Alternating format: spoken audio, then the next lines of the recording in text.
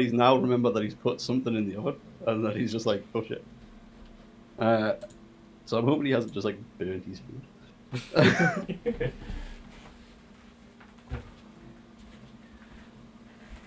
But he was definitely here and alive. Oh, I'm glad you haven't killed him. No, take that honestly too much effort. Well, technically he was alive 45 minutes ago. Yes. Oh, that's very true. I mean, no, like, I mean, he was in Discord until literally 2 minutes ago. Okay, right. But he then, like, literally just went, hang on, and left the Discord that we were in. And then hasn't returned there or come here. I'm not quite sure where he's gone. Maybe he's going to find some very sharp ones. I'm hoping that he's going to find some sharp weapons. And also, you know, potentially... Still be alive. Food? Oh yeah, that's important. Sent him a message. Yeah. Oh no. See where it was. Crap. I like what you've done with the inside of the church. I don't seem to see a pile of bodies from Foreman killing all the priests. I knew I forgot something. Hold on. Let the bodies hit the floor. Let the bodies hit the floor. I've listened to that song too much lately. Hi, Liam. Hello, David. You're alive! Long time no speak, Liam. I'm alive? What do you mean? We were I wasn't sure worried where that you went. We were worried that you'd accidentally knifed yourself. I actually have. No.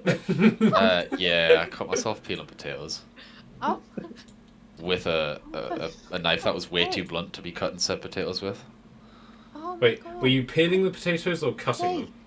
No, so I was peeling them, but with a knife. Yeah. Oh. Like, risky. not with a peeler. Risky. Ah, I do that all the time, it's easier, but... Well, I once tried opening a bottle of WKD with a potato peeler, so... Did it work? Did it work? Surprisingly, yes, but it took a while. Nice. Well, I know what I'll have next time I'm drinking and I can't find one. All's well that ends okay. I think realistically, as a student, don't you like have to have like, you know, a bottle opener attached to your keys? I think I did for the entire time. Well, I did, but then everybody who didn't follow that rule then took mine, so I then was the only person who didn't have it. My flat doesn't actually, have realistically. Well, mine keys. Yeah, mine's like by a car. Like an eye scanner or some shit, like. Almost. It feels like it sometimes. Agent. Yeah, we've got like cards that we sign into class with, like our uni cards, and that's what my house key is as well. Like it gets me into my flat, into my room. How futuristic. Yeah, they're trying to get rid of all the keys because they keep having to make so many every year because people keep losing. Because students. Yeah, that's well, just because students in it, you just finish the sensor. Yeah, that was the problem that my friends at uni had in their dorms, and there was this big sign, like proper, like laminated and like, sorry, no, not laminated. It was like a wooden board that actually had engraved into it. If you lose your key, it's £50 to replace. Mm-hmm. Is that they spent we have those in the library. They spent more money on this plaque than what keys would actually cost. Yikes. Yeah, so no, we've not been. No, you don't have to carry a bottle opener. You have to. Why do you have to have a bottle opener on your keys? I don't understand. Okay, that. so you don't have to, all right, but you have to have it on your person. What? Because that way, you you would always have a bottle opener. Yeah. Like, do you not just randomly get to points in the day where you go and have a beer? Or a no, cocktail? well, see, okay, I'm a bit different to just like a beer. It was a tradition in last semester that if it was before 12 PM and we finished class, we'd go do a shot of Sambuca. There was a genuine point in my time as a student where I was doing Jaeger bombs at 11 AM. I'm not the only one. Oh, 100%. Yeah. Nah, I'm a Sambuca gal. Can't do Jaeger. I can't even smell Sambuca. I'll actually be sick. I honestly can't even smell it. Sambuca as well. I like to sip in them. Sambuca is like so nice compared to like everything else. Yes, try the black Sambuca. I can't. Black Sambuca tastes like blackjacks, and I'm like, yes. Oh, Nah, I'm gonna be sick just listening to you just talk about this. Like I can't touch Just be vodka sure not to be anymore. sick on the potatoes that you've just cut. Yeah, vodka See- vodka doesn't sit well with me anymore. No, No, same here. so Well, any alcohol First- doesn't sit well with me. first year just before lockdown began, me and my housemate got exceptionally drunk, in which we got through a bottle of vodka by just shotting it, Oof. like just a big bottle. So, And since then, I can't touch, like I can't even have like anything with vodka in without feeling sick. Yikes. so what was it already? For talking shots though, I like tequila. I legitimately Yeah, he loves cannot remember shot. the last time I had shots. So, I wish I could say the same. I have a picture of mine on my Instagram story that I've saved. Mine was on the... Shit, I don't actually even know what day that is. Like the 12th of December was the last time I did a shot. That was. Did you sign it on the calendar for by That any was a chance? Sunday. Was it? I don't freaking know. I guess it now. The 8th of December, there we go. It was us celebrating the fact that we'd done our drama exam at night, like at 10:30 in the morning, so we went and did a bunch of shots. As you do. And then went into a house viewing straight after, like doing 5 shots in a row, and went and like got a house for next year. Excellent decision. As you do. How All was my the best plug there? decisions are made tipsy. I brought a car when I was drunk. I accidentally a car. Like, I was helping a friend decorate a birthday cake, and we were doing shots of homemade alcohol, and then I left and just went and brought my first car. yeah, I had a friend in uni who did something similar. He had like a 2-hour exam first thing in the morning, and they got absolutely plastered on shots. And we were like, "You sure you really want to be drinking that?" I was like, "Yeah, why? Because you got another exam in 2 hours." Wow. Yeah. Oh, that would be rough. Yeah, so yeah. At that point, your only option is to drink more and hope for the best. Yeah, really. pretty Yeah. much. Oh, you gotta commit, yeah, 100%. I go all in. Like, worst case scenario, you retake that exam. See, I'm easy. I don't have any exams. I am jealous. Drama student, mate. Do nothing. Yeah, I she, just... she has unlimited power in terms of this bloody drama degree that she's doing. It is the best thing ever. I have 6 hours of class a week this semester. I have no exams. I've not I'll done go an back to exam uni and do a drama since... degree. I've decided. I've too. not done an exam since A-level. Liam, uni in September, right? I'll literally just enroll just for the loan again and Come, not come to it. Abba. Come down to Abba. I'll show Oh, I don't know you. about This... Oh, what's wrong with Abba? I mean, that's a little bit far away. It's quite far, yeah. Okay. You have to how remember, these far guys is are it? from North Staffordshire. Distance means a lot to them. Yeah, Like, okay, you're gonna have to we're give me, like, literally. time limit. Hang on. Let's see how long it would take us to. You can't. You nearly can't get more north, like in Staleby in England. It's a 5.5 hour journey. On Not that bad. I'm doing that in a couple of weeks. Sure. that's without any traffic. Imagine I'm doing doing that that in a for couple- 2 hours of a lecture or whatever you were doing, and then go back. Well, cycling No. to uni for me took about 2.5 hours. So Yeah, it takes about 2.5 hours for me to get to uni from home. Ouch. That's not bad. That is not that bad. I know. It takes one of my friends 6 hours to get here. yeah, I but your don't friend think- is insane. Just move at that point. Like, They are. The funny part is that their parents are about to move half an hour from here. I had a Like, friend who completely used to travel from unironically. Dundee down to Portsmouth. Bournemouth? I can't remember which one. One of the two. some muff. Some myth on the bottom of the, Yeah. on the bottom of the country. It might have even been Plymouth. Does Plymouth have a university? I don't know. Yeah. I think Yes, so, Plymouth yeah. does have a university. I feel like It's it was quite a either nice Plymouth city. or Portsmouth. I feel like it was a P. I don't think it was Bournemouth. Yeah, But anyway. Nice uni. Portsmouth has the gravitas that you would remember it. But anyway, they like they were from Dundee, so it was a Christ. crazy long journey. Yeah, for that's them a to big move. Yeah. go home. One of my friends went to uni in Scotland just so they could have like free education. I was tempted to do that. I thought that was only if you were a Scottish citizen. I can't remember exactly how they managed There it. is a loophole because loads of my friends did it. Oh, really? Yeah. It is possible, yeah. Yikes! Why was I not made aware of this before having uni? Christ. Yeah, I just look like a copycat. My brother went here for 4 years, and then I was like, oh, I like this uni as well, and just like totted on after him. It was easier for me because like all of my cousins and stuff, because Indian families are weird like that. We don't have cousins, we just have extended brothers and sisters. All of them were like really overachievers, so they went to places like Cambridge and Oxford and stuff like that. So I deliberately went to a bog standard place to spite them. Yes. I'll show them. My brother did his degree and his master's at Aberystwyth, and then he did his PhD at Lincoln. I like Lincoln.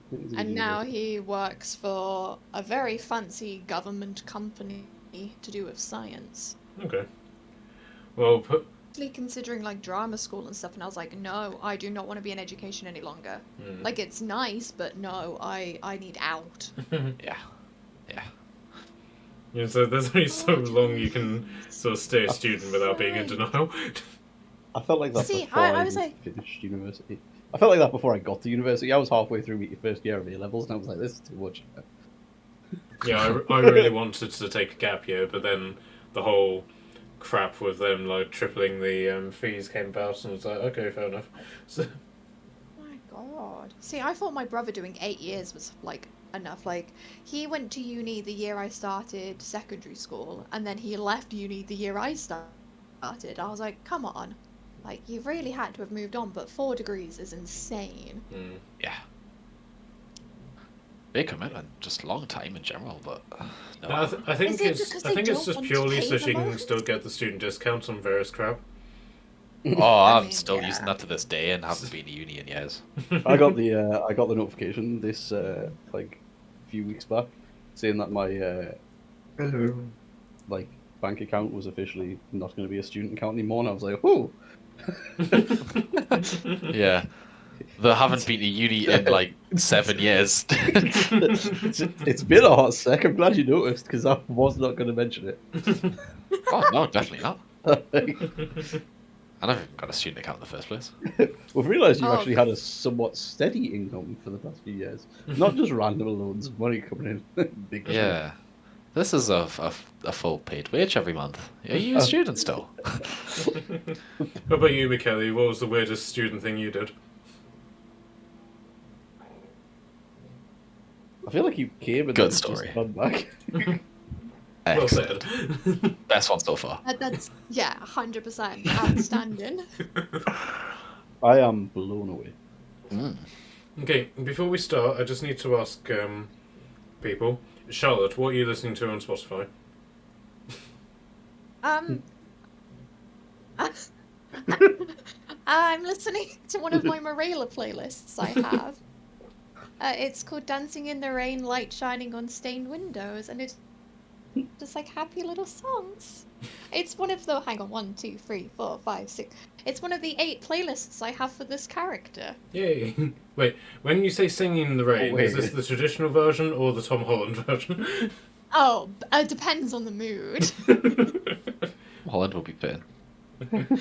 Depends on the mood. I have, yeah, I've got like If I Turn Evil, I have like my Death playlist, I have like fun like prayer stuff, This I is just have like general vibes. So much more dedicated than I ever realised I could be with. I have over 50 playlists on my Spotify that are all neatly categorized into folders of moods.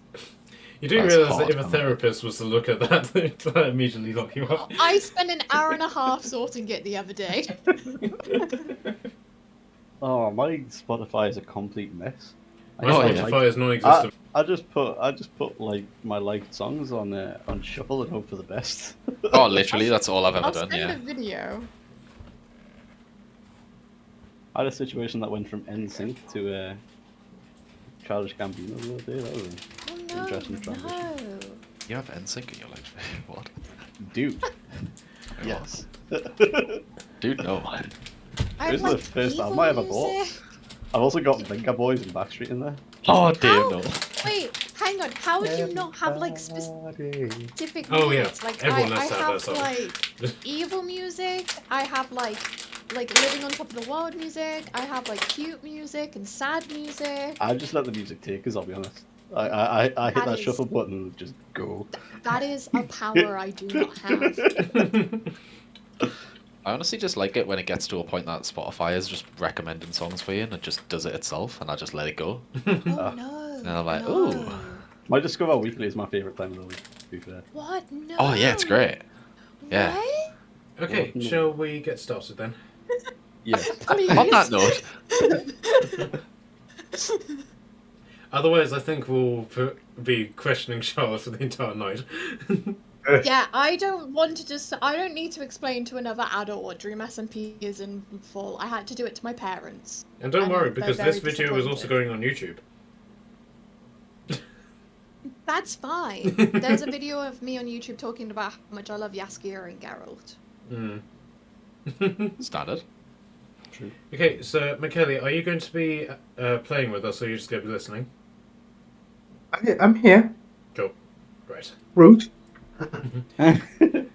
Okay, so for Michele's benefit, do you guys want to give us a recap of what happened? Because nothing Lots. monumentally poignant happened. I almost died. Twice. For once. You died to save me. I Don't you did. think you committed suicide to save you? I healed a lot. I healed them Oh. a lot, so I would die. Oh. That was fun. It was- What else? I used a cool spell that basically gave me damage, but like the damage I took was doubled and healed someone. That's cool. Keep it in mind for next time. What about I story will. related?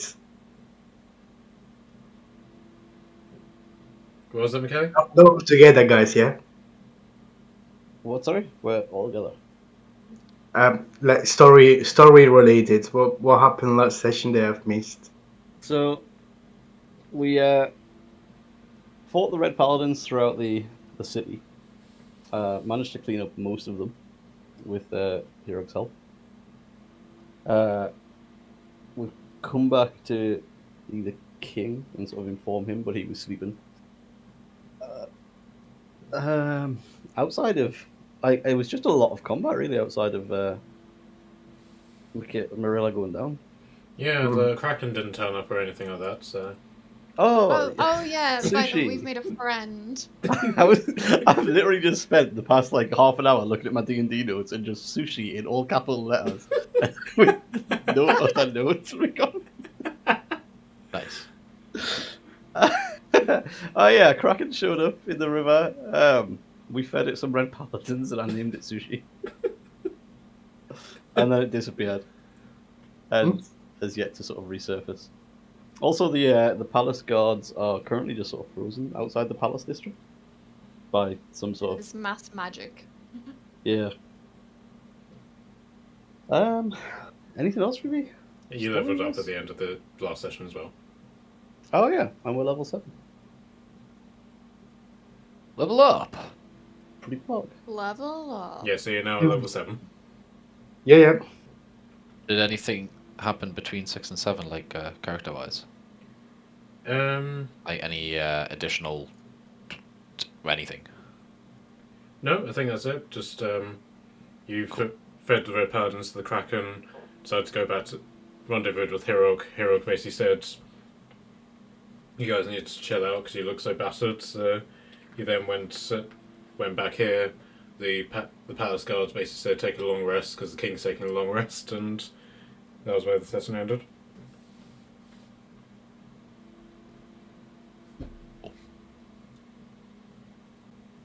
How do I mute someone on Roll20? Because I'm getting Liam twice somehow. Sorry? I don't know if I can do that myself because I do come up on the bottom. I was saying like I could have I'm sworn speaking I- through Roll20, but I don't know how that is the case. Okay, so if you click on settings, you can then go to audio and video, and you can basically say others can see or hear, I can see or hear, and you can click on none for both, and that will then disconnect you from Roll20 so that you can only be heard on Discord. Sweet. Do you have to press anything to like save that? I don't think so. Like none, but then I don't know. Doesn't seem to save or do anything. I'm definitely still hearing you. Oh yeah. If you do the same, David, that should help. I'll relaunch. Oh, See if you if click that's reconnect. there we go. I think that should have worked. Yeah. Yes. Yes. Professionals. Let's go, man. Okay, so you've basically had your long rest. Night has basically fallen, and then is now the early hours of the morning. But the church has basically seen no sort of consequence of what has been happening. It's very much the same sort of ideal that has been happening throughout the city. These people are just going about their business as if nothing is happening. The only difference being is that the king is in the temple. So there's palace guards wandering around. But other than that, people are just coming in, praying, making donations. The kitchen staff are busy at work. The monks are doing their penmanship. To the point that everyone's completely ignored the fact that Tordum has killed some of the priests, and they've just simply piled the bodies in a room off to the side, and that's it. So, Morella, I've put you in the main church bit, because I'm assuming you would want to pray after your 4-hour meditation. The rest of you are in the sleeping chamber, which is basically just a series of mats on the floor with a somewhat mouldy blanket. That is the true comfort that I've been seeking. Oh, that's in real life. Okay, so now that you are back in control, as it were, what do you guys want to do? I mean, I guess we should attempt to speak to the king. Is the king So still they know. alive? Yes, the king's alive. I hope so. We didn't kill him. So how did we end up in a church? Hey, you came here after meeting with Hiroc, and This is where the king was using as his base of operations, basically. Mm. So we just need to finish off what we started and go back to the king and actually about chat with him without Yeah. being interrupted again. yeah, basically Yeah, you just need hopefully. to give a report on what's happened in the city. Cool. All right. Yes, indeed. I guess I'm ready to go. Okay, so Marilla, as you are sitting on one of the pews, a hooded monk comes over next to you and says to you, "Is there anything you would like to confess, darling?" Oh God. Oh goodness.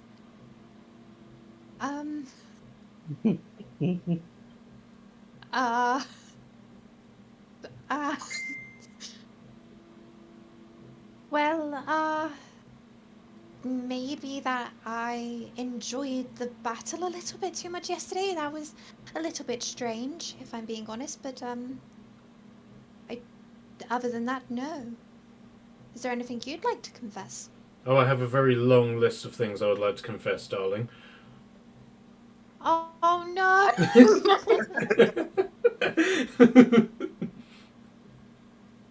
Yeah. You tell?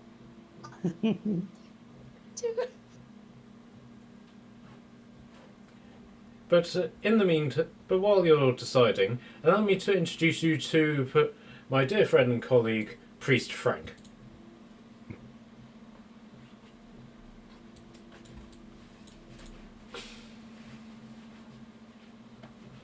And the Frank that was standing at the altar, ready to sacrifice the fish, comes over to you and says, "Greetings, sister. Welcome to our humble and surprisingly overclothed church." Never clothed. Frank, very kindly, what are you doing in a church? It's not really the scene I'd have placed you with. Oh, I do enjoy being in church, darling. I find it very holy.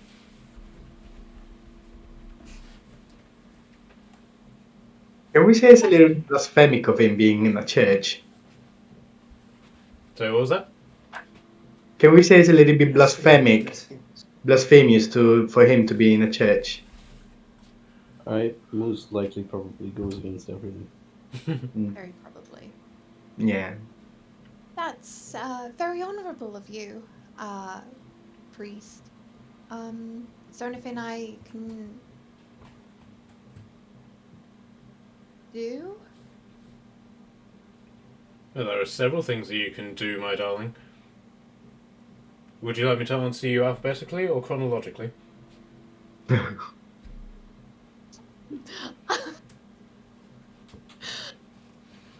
Are any of you going to rescue her at all? No. Well, Is that back exit somewhere? I'm gonna like get up and be like, you know what? I was gonna go help in the kitchen, see if they needed any hand with breakfast. Uh, that's sort of the things I meant. Anything I can help in the church. Oh, I see, darling. But in the event that you come up with something a little bit more imaginative, come find me. That won't happen. And I'm gonna walk away. And then as you walk away and Frank returns to the altar, you hear him turn around and shout at the actual priest, "What the hell am I supposed to do with this bloody thing?" Yeah, I'm just gonna like very red in the face, ears bright red. I'm gonna pull my hair over them so no one can see as much, and I'm just gonna sheepishly walk towards the kitchen. I'm sort of be like, "Good morning.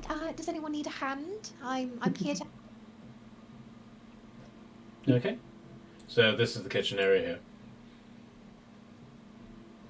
I'm sorry, I missed that bit. There, cool. Yeah, I'll just shuffle on down. Unfortunately, there is also a Frank in here. Oh no. Why are there so many Franks? Give me a history check on that. Oh no. Oh, it's all gonna be. This Oh, is, no. What did we do? History. 40. Hey, you remember that Morella made a wish to free Frank from the bondage of his suit? And you can put two and two together and work out this is the consequence. Oh no, he's gonna be everywhere now, isn't he?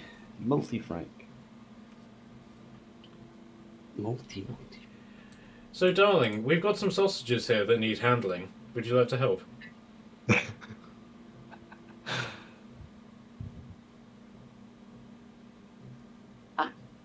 I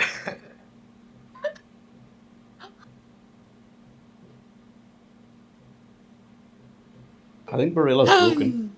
I'm just gonna be like,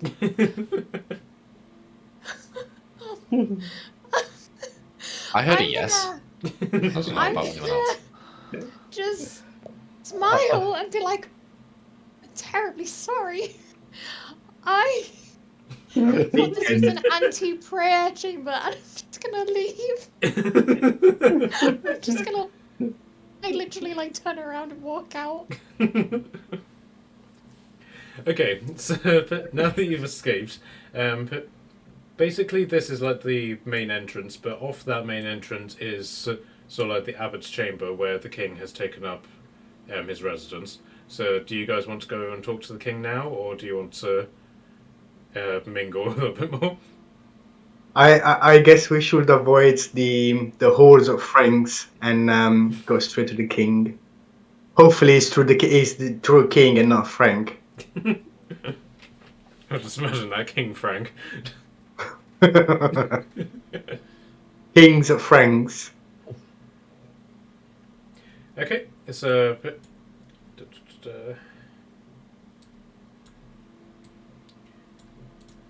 Multi-Frank. Okay, so you step into sort of like the entrance chamber and head over to the door to the abbot's chamber. There are two palace guards standing on the other side of the door, and they block your way with their spears and basically challenge you for what you want. So it's a restricted area. State your business.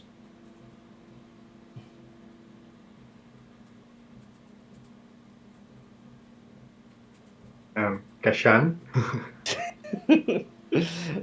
Do these two gods like know sort of why we're here? Like, Thinky bum. Do you actually cast that? So I don't like the way you're looking at me, so no. okay, so yes, they do, but they still need to ask for your intentions and stuff. I'm going to say that they know why I'm here and walk past them. Okay. Okay, so the king is wide awake, fully dressed, and is basically just pacing up and down in the room. But he appears to have been awake for quite a while. And upon seeing you, he's like, "Ah, finally, you're awake."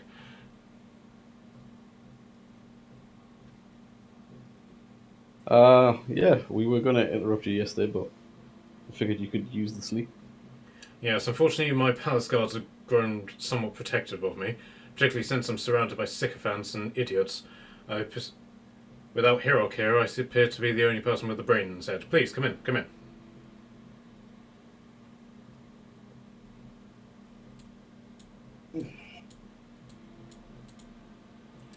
I would offer you a chair, but unfortunately there aren't any, so we'll have to do this standing.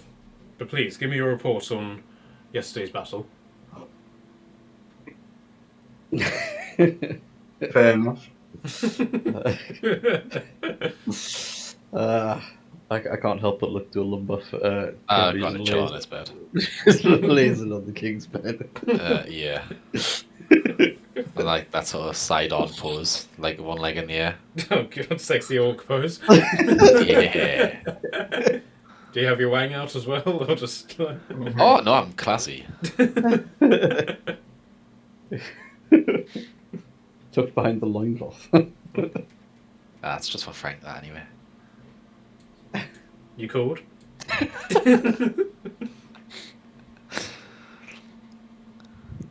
Just Frank. I want just Frank just to emulate what I'm doing. Oh, don't Well, worry, sure. darling, I'm way ahead of you. With a genuine shudder, I start to fill in the king on what's happening. I imagine it'd be the kind of thing where like I start, look at them and go, you know what, just carry on. That's if you don't see it, it is nothing. You don't specifically stand here with your back to them and the king standing there. Yeah, very, very specifically do a lap like behind the king so that I don't have to look at it. And just pretend that I've not seen it. And give him the rundown on the situation within the city. And also what is happening at the palace district, I guess. Okay, so initially he just brushes off what's happening with the palace district. He seems to be more interested in what's happening in the main parts of the city. So Hiroc has managed to confine them in the northern parts of the city. That's good, but also somewhat detrimental. If the Red Paladins are cornered, then that makes them desperate, and that makes them all the more dangerous. And can't afford to let them dig in. And then he turns his attention to the matter of the palace. So, tell me of this trance. I'm not particularly learned in the arts of magic, but It's a spell called suggestion. And what does this spell do? You basically tell somebody to do it and they do it to the best of their ability. You see. But the guards pose no threat to you whenever you approach them. No, they were probably told to just stand there and look menacing. So they literally stand there and look menacing. You see. In that case, we should make to the palace with all haste. I will take some of my men, and we shall see if we can restore order. I will send one of my guards off to somewhere for Hiroc to come join us as well. It might also be worth mentioning that this is taken somewhat as an effect throughout the rest of the city as well. I'm sure you've noticed the townspeople look somewhat. They're under the same spell. Yes, I had thought about that, but in all honesty, this counts as a blessing almost. We've got enough to worry about without panicking populace roaming the cities, looting, raping, setting buildings on fire. In all honesty, that would be just what the Red What's wrong Paladins with setting need. the world on fire? Sorry, did I say that out loud? Well, lords, I thank you for this. If you would meet me in the Palace District in an hour, or by the bridge at least, then we shall see what we can do to restore order. Works for me. Could do with breakfast. Okay, so the king basically bows to you, or gives you a kirk nod, looks over at the bed with a really disapproving look, and then departs with his royal guard.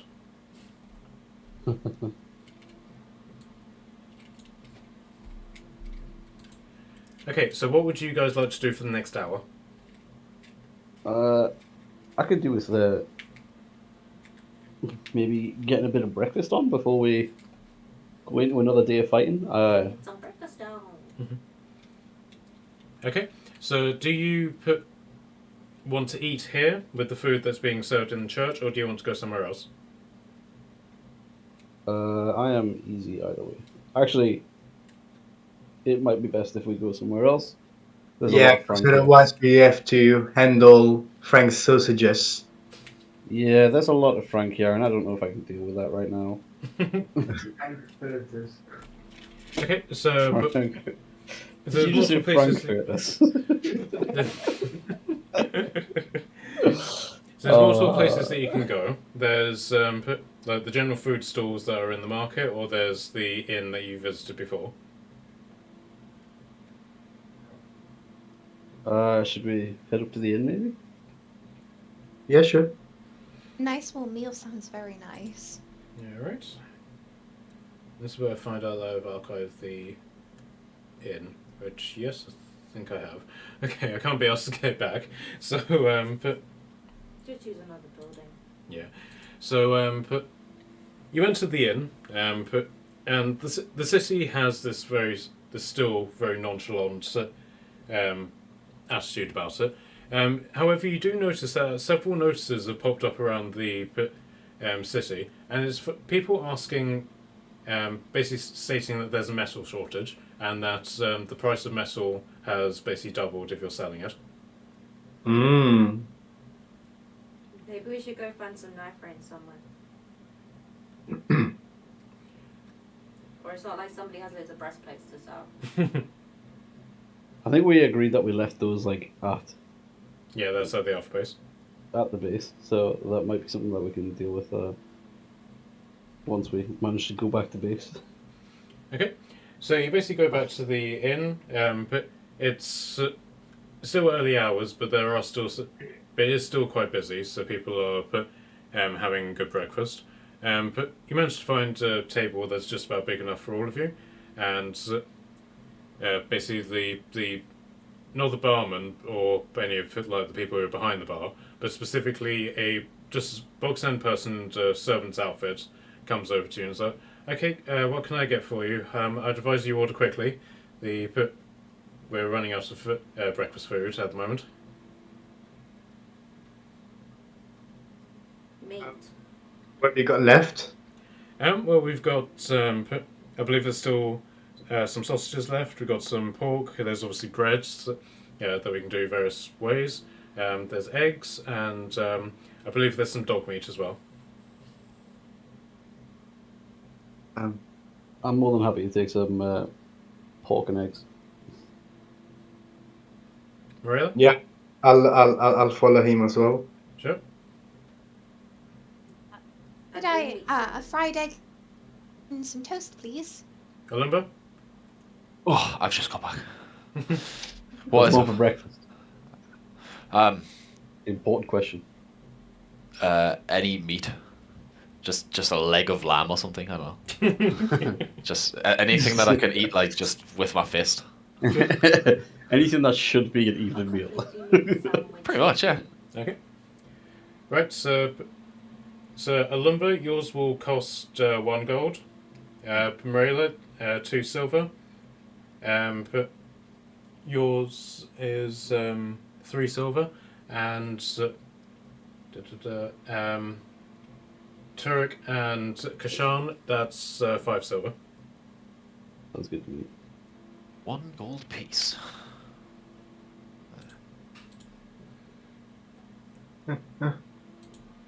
5 silver, you say? Right. That seems reasonable.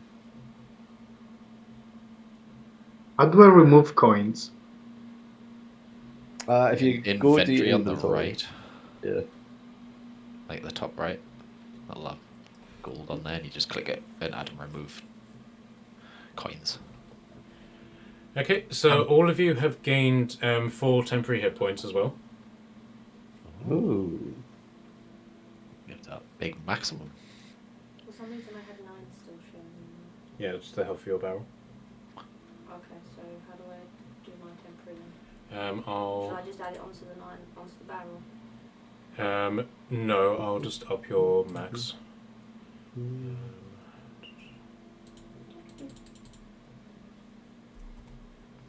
There you go.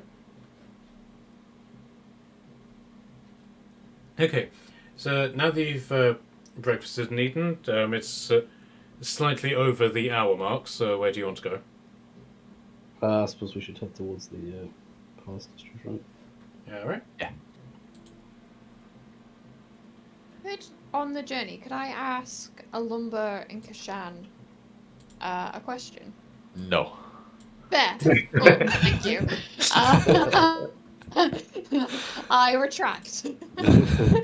Ironically, talking about eggs, the thing I'm on must have picked it up because it's just offered me to buy a book called How Do You Get an Egg into a Bottle?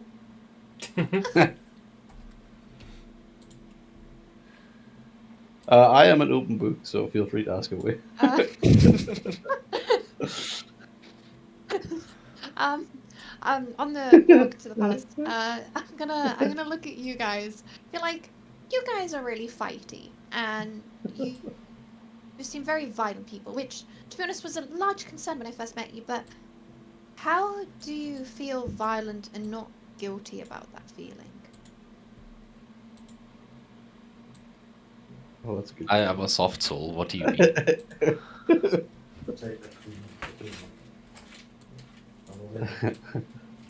Gentle giant, BFG. Come on.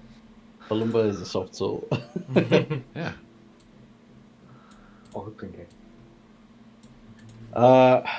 For myself, it is not that I feel no remorse for the lives that I take, but we live in violent times, and I've come to terms with fighting for what I believe to be are the right reasons.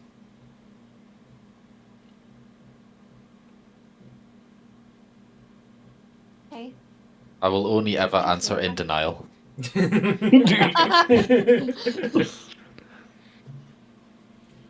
She's gonna sort of, I don't know what she'd do. She'd probably like give you a little pat in the arms. You're probably quite tall, and she's gonna be like, "Thank you. I just felt a bit violent yesterday, and it was a very new feeling that I very much wanted to crush their skulls in, and I've never felt like that before. It was good, right? It was, and that's why I'm scared." I look sidelong at Alumba, who's just denied that he's anything but a gentle giant.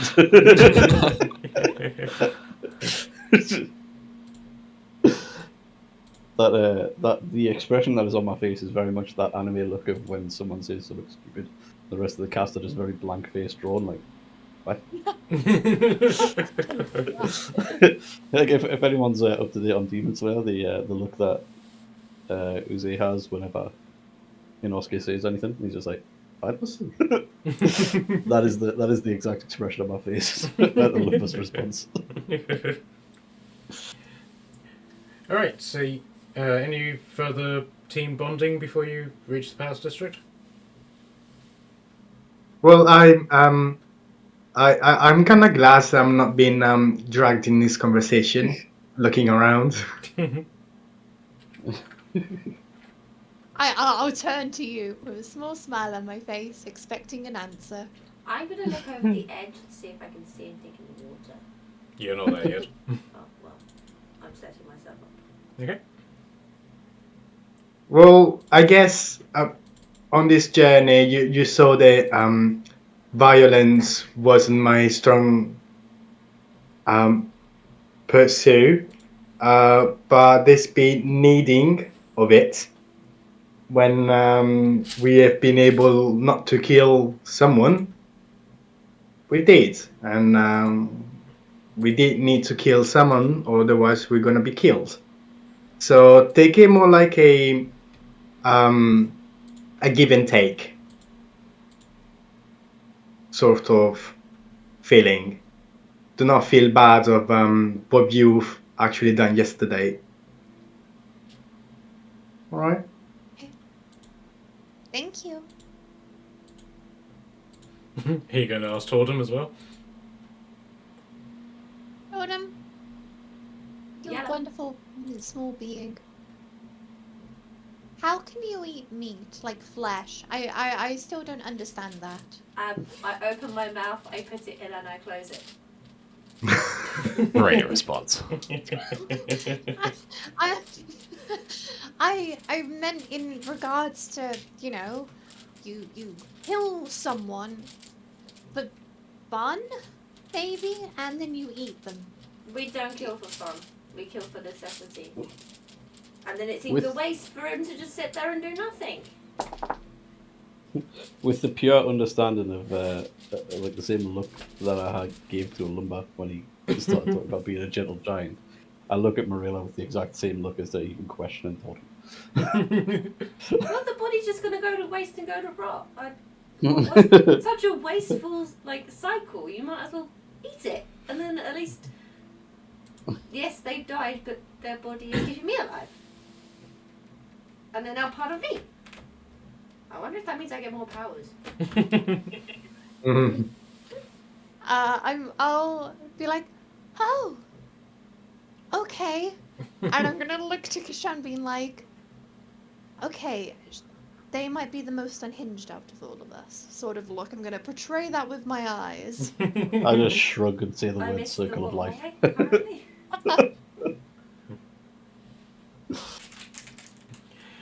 All right. So, as you're traveling through the city, but again, everyone's like really chilled out. But you see two sort of smartly attired gentlemen who are basically just like leaning against a building, and they're having this conversation with you over here. And did you hear about what happened to the man? What man? You know, the man, the rat slayer. No, he did. How did he die? He died. Really? That's interesting. Yes, it is, isn't it? No, not really. What do you want to do now? How about lunch? Yeah, that sounds good. Are they going to go eat the rats? That's now? like a conversation I have every day with my friend. I'm not even joking. What? Okay, so but you arrive at the palace bridge again. Like, there's no sign of anybody really giving a crap about the battle that's happening to the north. But you arrive to see the king and some of Hiroc's men all lining up on this side of the bridge, and the dwarves are basically trying to coax the dwarf that's up front to go across the bridge, who is incredibly reluctant in order to do so.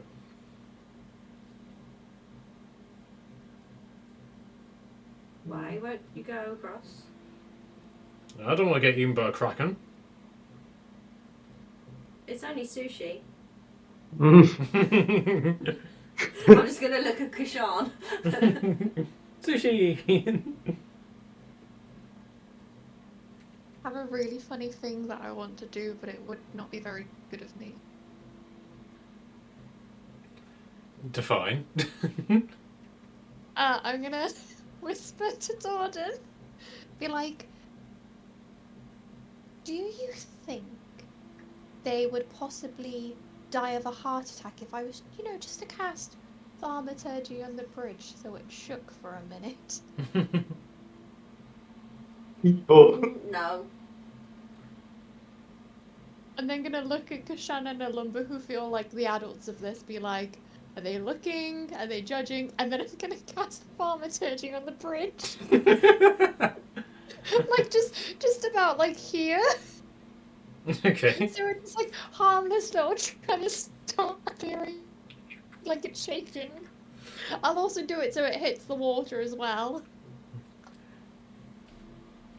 Okay, so this great booming chorus just rings out, and the bridge vibrates, like very visibly shudders to the point that you would think cracks would start to appear in its inside of it. And the dwarf on front, you're like, "Get rid of the fuck off this thing!" And he dives in front of a limber.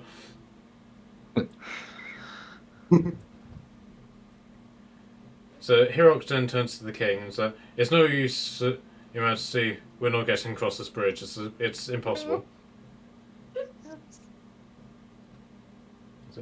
So the king basically, the king basically turns to Hiroc and says, "You are absolutely certain that there's a kraken in the water?" No, it's sushi in the water.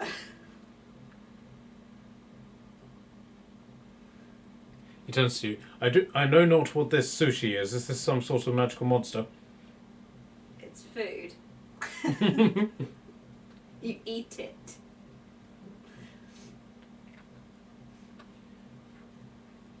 Well, it seems that fear and paranoia have taken over my men. There's no way we can get across. I know not of the dangers that Stinky Bob. we see here, but I am willing to make the journey across if you will come with me. Hiroc basically just shrugs and is like, "I'm with you, but don't count on numbers to follow us across." He turns to you guys, and is like, "Will you follow also?" Can I catapult his men across the river? What's the maximum weight that you can launch a catapult? Can't remember. One sec. When the cat gets off my fingers.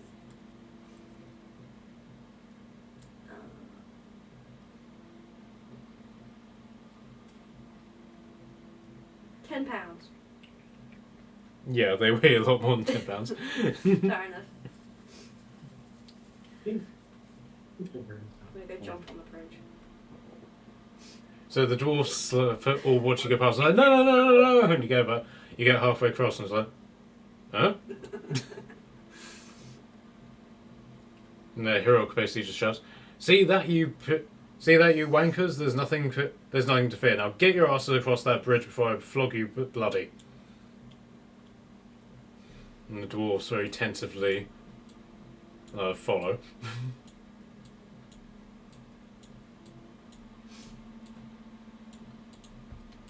Can I drop a stink bomb now? Where do you want to drop it? It's fine. I'm just threatening it. I'm going to throw a badge at them instead. you open up your bag and you throw out a kraken. That's a kraken. So the king basically marches ahead of you and says, and speaks to the guards directly. "Soldiers, what do you have to report?" And none of them acknowledge him whatsoever. They're under the power of suggestion. They're not going to answer anytime soon. Tell me, adventurers, and you return to the centre of the bridge. I'm assuming that's where you all are. Yes. Maybe.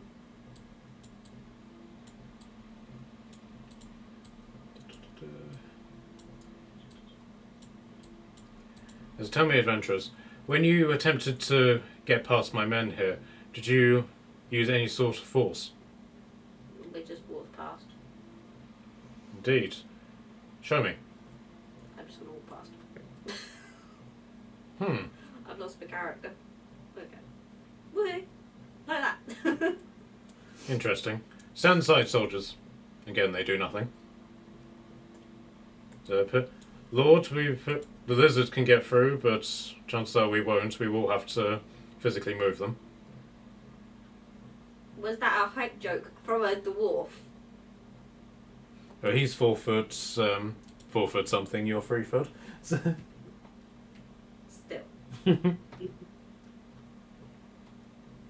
I'm back. Your orders, Lord. What should we do? Wait, what are we doing? So Tordum has basically managed to get through the guard line without any mishaps, but Hiroc is basically saying that the only way to actually get through them is to physically move them. And he doesn't know if that's going to trigger any sort of actions on the part of the palace guard. Wait, why they won't move by themselves? They're under suggestion. Yeah, you've worked out that they've basically just been told to stand here and block the passage. I will walk to here and tentatively try and move this guy's. Yeah, and see what happens. Okay, give me a strength check. Strength check, you say? Yeah, please. With your +4 modifier. Okay. He's a strong ass boy. I am a strong fella.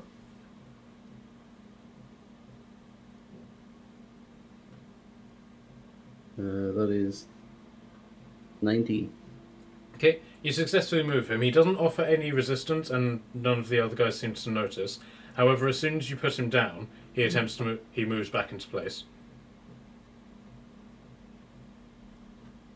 Okay. Can I use Claude to Can move him I? out the way? Can I? Can I hold him out of the way and let everyone pass, and then pass myself and put him back? Yeah. So what do you say, Dan? I was gonna say I had Thorn Whip, so I was just that pulls them, like, and holds them. Okay, so it can either be Kashan holding them and you guys Sean passing. held them. Okay, sure. So Don't yeah, be lazy. give me another check. Me again, yeah. Yep. 22 for that one. Okay, so you basically just like bear hug this guy in full plate armor and move him aside, opening a hole in the formation, and everyone basically goes through. So Hiroc's dwarfs, Hiroc himself, and the king. God, I hate this mouse. You built it. Yeah, I know. Okay, so I'm assuming the rest of you go through. Yeah, why not? Yeah. Okay, so Kashan, you basically put the guy back down, and so you move past and put him back down. They offer you no resistance whatsoever. They barely even notice that you're there. That's fine for now. I'm not gonna question it too hard. I understand that something's going on. Okay, right. So you cross the bridge and you basically go in the only direction that you can, and that's towards the actual palace itself. The place is eerily empty. The only people who seem to be here are the motionless guards who are basically just standing at every entrance. I guess I attempt to approach and see if these guys do anything. What's the stages on the right left hand side? I don't mean nothing So, meaningful or just decorations. so which ones do you mean? The statues. Okay, so there's basically 2 angels holding out spears, and then in the centre is a dragon. All of which are shooting water into the pond. They're fountains, basically. Yeah. Oh, okay. Alright. Okay, so as you continue, the king is walking rather brazenly through here. I mean, this is his palace, so he feels entitled to it. Again, nobody at all notices your presence. All of the doors are just being held open with with a force which is invisible to you, but every single door is open, so you effectively have free entry to this entire area. If I wasn't such a badass, I would be unsettled by this. You know, Yeah, it's- every step I take is somewhat tentative, as if I'm expecting something to go wrong. Yeah, can I try something? There you are. No. Why would you think that? Could I go up to one of the guards holding a door open? so the doors are just being held Um, open. They're not physically Oh. holding them open. Okay. Can I go to one of the guards, like, by a door? Sure. Where am I? Oh, I have not moved myself. Hang on. I'll go up to this guy in front of this statue. Mhm. And I'm gonna cast command on them. They have to do a wisdom saving throw and they have to be to 14, and I'm gonna tell them to I can only do a really basic thing. I'm going to tell them To dance. to So you can basically uh, tell them to approach, drop, flee, grovel, hold. yeah, I will tell them. I'll ask them to drop whatever they're holding. See, I just want to see if they can do that basic thing, if they fail on it. Okay. But he basically drops his shield and spear. Oh, wow. Oh, But it's not like he holds out his arms to it. He just simply stops holding them. If that makes sense. So he just yeah, collapses to the floor. okay. Meanwhile, Frank is behind Kashan and is like, I'm scared, Kashan. Hold me. With the tentative look that I've been holding as a reaction, I take a swing. No, I tell him that if he needs to be held, I'll mess with it. I hold your baby, come here. This relationship got weird. Thank you, That's all husband. you, boy. What happened when you placed him under a citizen's arrest, Frank? I still can't remember. Can I investigate a rug? Sure. Give me an investigation check. I'm curious about these rugs. I'm debating whether or not I should take it with me. Oh, God. The king is right there. It's an 18. It's got so many, you won't notice it. It's fine. Okay, this is it's not specifically from your clan, but it is there's a kind style and thread. Okay. How did he get it? If it helps, I just sleight of handed on a 22. Okay, so you've stolen the priceless rug. Okay, what do the rest of you want to do? I'm just Should we gonna just- ignore that Totem stole a road. Oh, I got a 22, so no one saw me. And I'm gonna ask the king where he thinks we should be looking to find out what's going on. Well, but if I ruled this place, and I do, I would be in the throne room. I can't think of a better place to start the investigation. Shall we head there? What So- a questionable response. So the king basically Says stands there and Michael. shouts to all of the guards and like, "Soldiers, I am your king. You will obey my command." And this inspires no response from any of them. If it makes it you feel any better, Your Majesty, I did threaten to feed one of them to the Kraken, and one of the ones at the bridge didn't even blink. So Maybe I you don't didn't think roll high everyone enough in your feels right intimidation now. check. I'm a king. I can break the fourth wall. well, I can't argue with that. Okay, so there is now a shield and spear lying on the floor. Do you guys want to do anything with that, or just leave it alone? I mean, I'll definitely take hold of the shield, I guess. For now, I can. Does anyone need a shield? Is anyone still unshielded? No, fine. That's my shield. Well, we should head to the throne room. Follow me, and he leads the way in. Okay, so now that you're on the inside of the palace, but everything has like an eerie echo to it. Like your footsteps echo and resound throughout the palace. And last time you were here, this didn't happen. Something very weird has happened to the air, to the point that as you sort of like move through it and like sunlight catches the air, you can physically see this energy just waving through the air. Almost like heat distortions above a fire.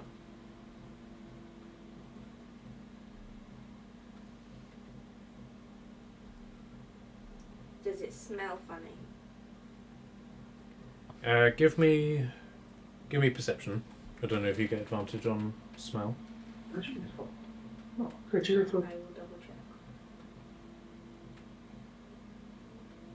Però le melanzane, ho fatto la cucina, ho fatto i piatti. My perception is. Dobbiamo accendere il forno e metterla la metà lì al forno. Capito che faccio? Okay. Capito? Ma My perception is. fatti la cucina, Perception or wisdom? Perception. per la cucina e per il 20. salotto. Okay. Not natural. So there's a number of different smells on the air. The main one is just general body odor. You basically you put two and two together and basically work out that this ritual that humans have of bathing themselves and putting soap on themselves. These people haven't done that for quite a while. It's quite a natural smell to you because obviously you don't bathe, but it's very noticeable from the last time you were here. Lizards don't sweat. You also get there's a very pungent perfume on the air, also mixed with sort of sandalwood incense. Morela, your friend's been here. That sells you incense and smelly sticks. Good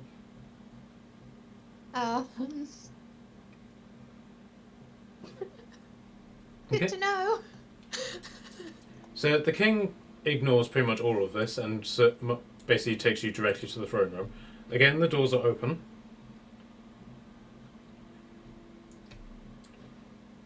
What in the world Just is two going people? on in here? You basically come into a room that, as Kashan said, is basically just extremely weird. But there appears to be some sort of party going on here, with music, fine foods, and dancing. But there's this air of despair about the place. Nobody appears to be having a good time. You can see from directly ahead of you, the people who are seated at tables are absolutely exhausted. Look, some of them are even crying, but they're still laughing and telling themselves jokes and basically outwardly having a good time. But at a closer examination, you can tell that these people are incandescent with sorrow.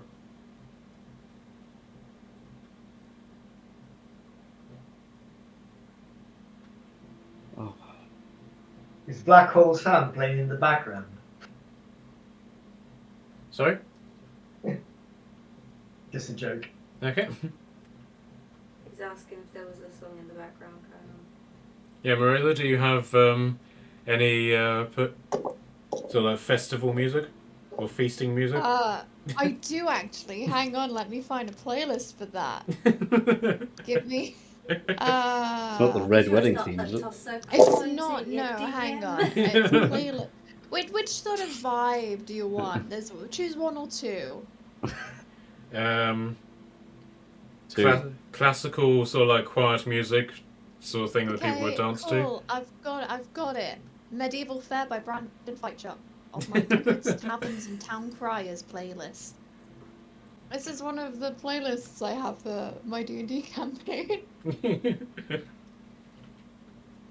Okay, so you're in here. You've been presented with this site. What would you like to do? Food!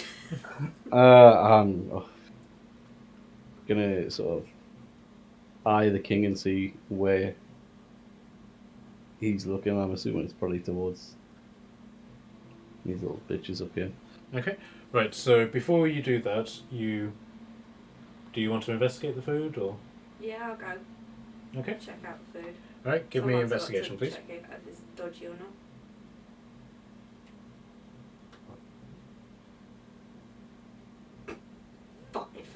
Okay.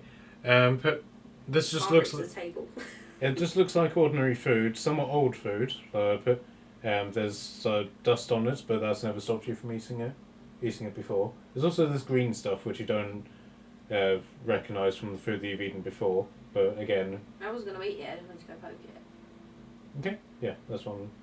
It's got this green fluffy stuff on it, but you don't understand what that is, and it doesn't sort of turn your stomach at all. Okay. Just extra flavour. Okay, so yes, the king is basically staring up at this raised platform here, and he slowly starts moving forward. But do you guys want to go with him? Yeah, I'll aim to sort of cover him. Okay, but if you guys want to give me perception checks as well as you move through the room. Do I have to roll another one? Sure. Perception. Okay, 19. 17 for me. Very perceptive. 16 from me. Perceptive boy. 12 for me. Tarek? 7. Okay, right. So, Kashan, you're immediately taken with the bards that are playing, mostly because every time that you've been in a room with bards, the enhanced thugs have turned up and you've been thrown into them. But for some reason, this doesn't seem to be the case. But the one thing you do notice about the bards is that they look utterly exhausted. Like the violin player's fingers are bleeding, but the drummer has bruised hands, and they all look like they're about to collapse. But yet, they're still playing a song as if they're at full vigor. Alumba, you notice the food. It's mouldy as hell, old, and just generally disgusting looking. However, the people at the table are still eating it. What do we know about this jester here? At this point, nothing. He's just a Okay. jester, as far as you can tell. I want to pound his face. I Yeah, but- immediately want to, like, there's 100% part of me that sees the jester and automatically assumes that I have to kill it. Okay. Also, though, there's also part of us that imagines it's going to disappear and send a clone to attack us and then pop into 3 boxes, but that's just post-traumatic stress disorder from the... Okay, Marilla, you notice these people standing in the corner, but they are basically the staff of the feast, and you can see that their feet are blackened with just generally walking around, and one of them appears to be nursing a broken arm.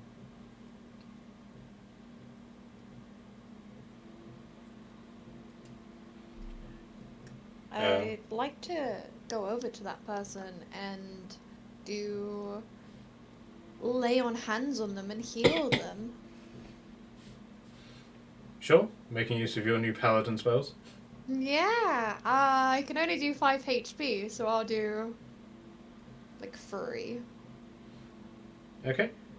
They do not notice or recognise what you've done at all. They just carry on staring at the table. But you can see that their eyes are, like, they have massive bags under them, pretty much black eyes, that sort of thing. What is the jester doing? Is he doing something specific or is just standing still? But at the minute, he's basically just recovered from doing a number of acrobatics on the floor, and now he's basically standing up, and he's just saying the word banana. Banana! Normal. What's his name, Bob? Is this normal? No, So- this is not at all normal. I hate jesters, says the king. And as he approaches the stairs, again, the guards do absolutely nothing to stop him. And then, once he gets to the stairs, the jester then goes, knock, knock. And the woman that's in the middle then says, who's there? He says, orange. Orange who? Orange, you glad that I didn't say banana again? No. Oh no. Everybody around the room gives a very forced laugh. But including the two sitting at the other two thrones. The one in the middle, however, breaks out into a chorus of hysterical laughter and applause. I think she's lost the plot. But then she sees the king and is like, "Ah, your highness! Welcome, welcome to my palace. I'm sorry you didn't receive an invitation for this party, but you were somewhat wanted for treason. So, but you're here now, so why don't you pull up a chair? I mean, unfortunately, these chairs are somewhat taken. I mean, your darling Lady Queen here," and she indicates this lady. "She's been sitting here for days and days. I really don't think she wants to leave. What do you think?" She turns to the elf next to her, and you can tell that she's trying to talk, but she can't.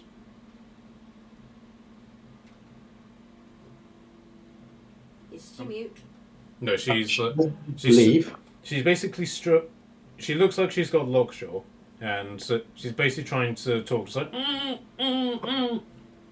Okay. Mm. "Oh, but you brought friends as well. That's good. I seem to remember throwing you all in the dungeon. Excuse me. Well, maybe not you, big guy." And she points at a lumber. "But the rest of you, I most certainly remember you." You guys are terrible. I take another step forward so that I'm sort of level with the king, and say that I didn't particularly agree with the imprisonment, so I decided to leave. Oh, surely you not must be very important for us because we don't remember you. Right, so give me a history check, all of you who are interested. She's the leader of the wizards, isn't she? She's the mage lady. For the yeah, the mage for the Dark Violator. Yeah, she's the. I got a 26, not 20. Yeah, so Tordum just remembers, and this realization just bursts into all of your minds. But this is basically. Let me see if I can find her.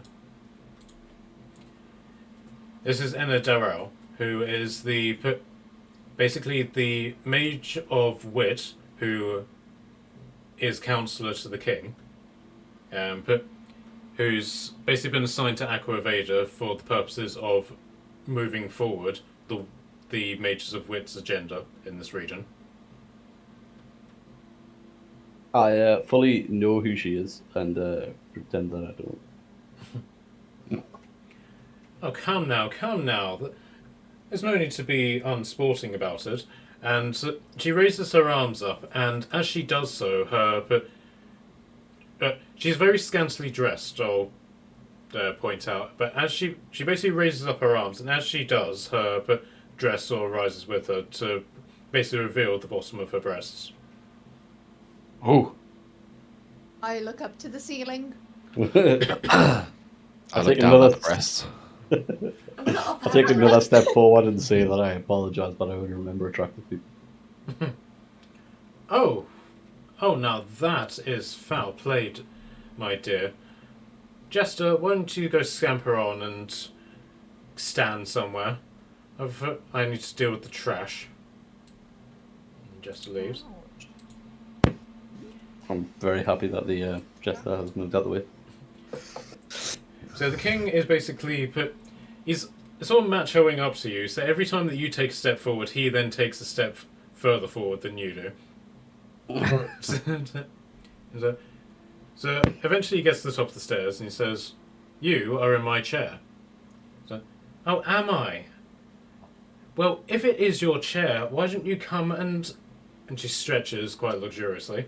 "Why don't you come and take it from me?" Crap.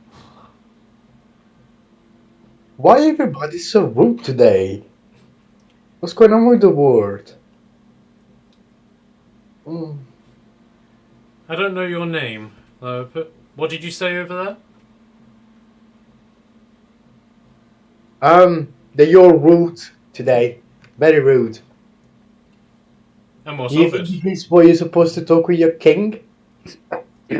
Well, is he a king? I forgot. I was under the impression that to be a king, you needed a kingdom.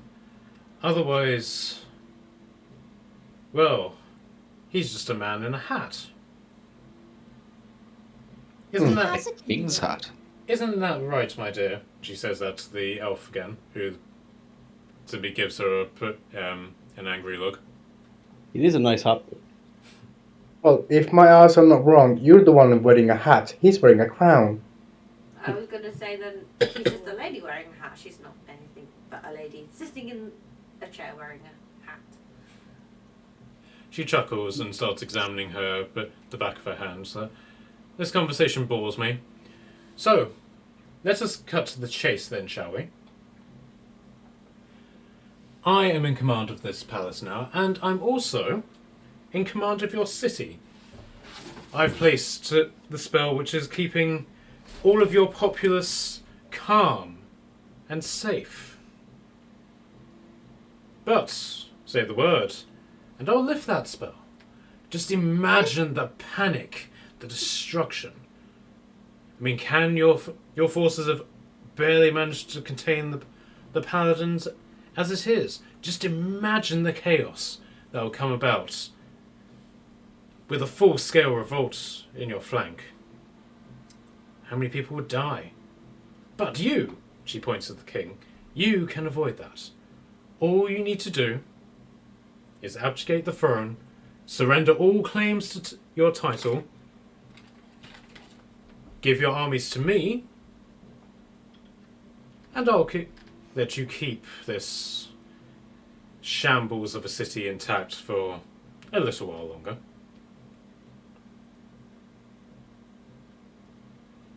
What does the king says? Do we know if the spell would wear off if she died? Give me a Arcana check. No, I had nothing to it, but I got advantage on those now. My new rule. 17. Are we all supposed to be rolling or just? Just him, unless anyone else wants to guess on it. I'd like to know as well, or try to know. Okay, so under normal circumstances, you know that suggestion lasts for 8 hours. However, this is not normal circumstances. So at this point, anything could happen. So if you killed her, the spell might last another 8 hours. But as far as you know, as soon as her life ends, the spell might also end. It's supposed to. It's a concentration spell.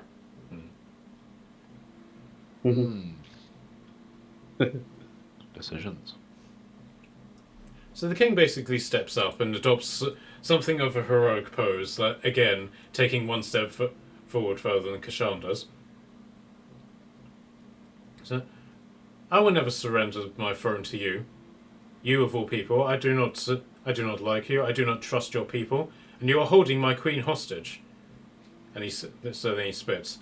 That is what I say to your offer, you witch. Now I make my demand. You will surrender to me, and you will be held accountable for your crimes here. Oh, really? That is interesting. Well, you see above me up here, and she points to the sort of staired area up here. I have here a number of, shall we say, unwelcome guests. So for every time that you call me witch, and she clicks her fingers, and one of the palace guards goes over to this guy and slits his throat.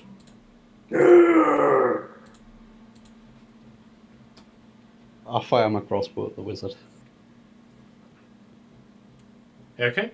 Right, so are you doing that as an action or a reaction to what has just happened?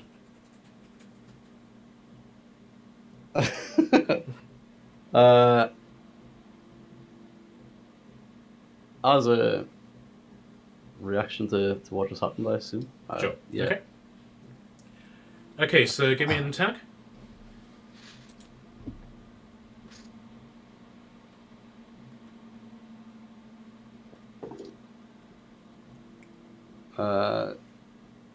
Does a 17 hit? Okay. So yes, it does hit. So but the bolt fly. Oh yeah, sorry. Do damage first. 1d10. What d10? Not that one. 7 damage. Yeah, right.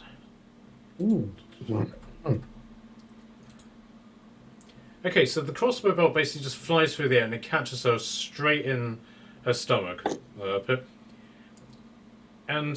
But basically, as it hits her, there's this shimmer around her body, and then the bolt stops as it sort of works against this sort of golden glow, then goes through and hits her in the stomach. She basically, and she goes, "Ow!" She looks down at it, and then looks at you. That wasn't very nice. She just breaks the crossbow bolt off, and then just a dribble of blood comes down her naked belly. She scoops it up with her finger and then licks her finger. I gesture up towards the guy that she's just had the throat slit off and say that neither was that. Alright, guys, can I get your initiatives? Oh yeah. I want to kick this woman's ass. See, Mariola, this is why I just said before. She just take. Now we need to give. Give and take. Okay. 13. 18 for me. 14 from me. Alright, so bear with me a sec, my page froze. Right, so 13 for Nats. Marilla, what did you get? 14.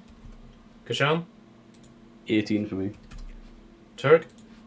15. Alumba? 5. Alumba's currently decided whether or not to eat some of the bread. Yeah, I'm still just licking my fingers from the lamb chop I had before. Can I just hold out a mug of beer from my barrel to a limber? Like,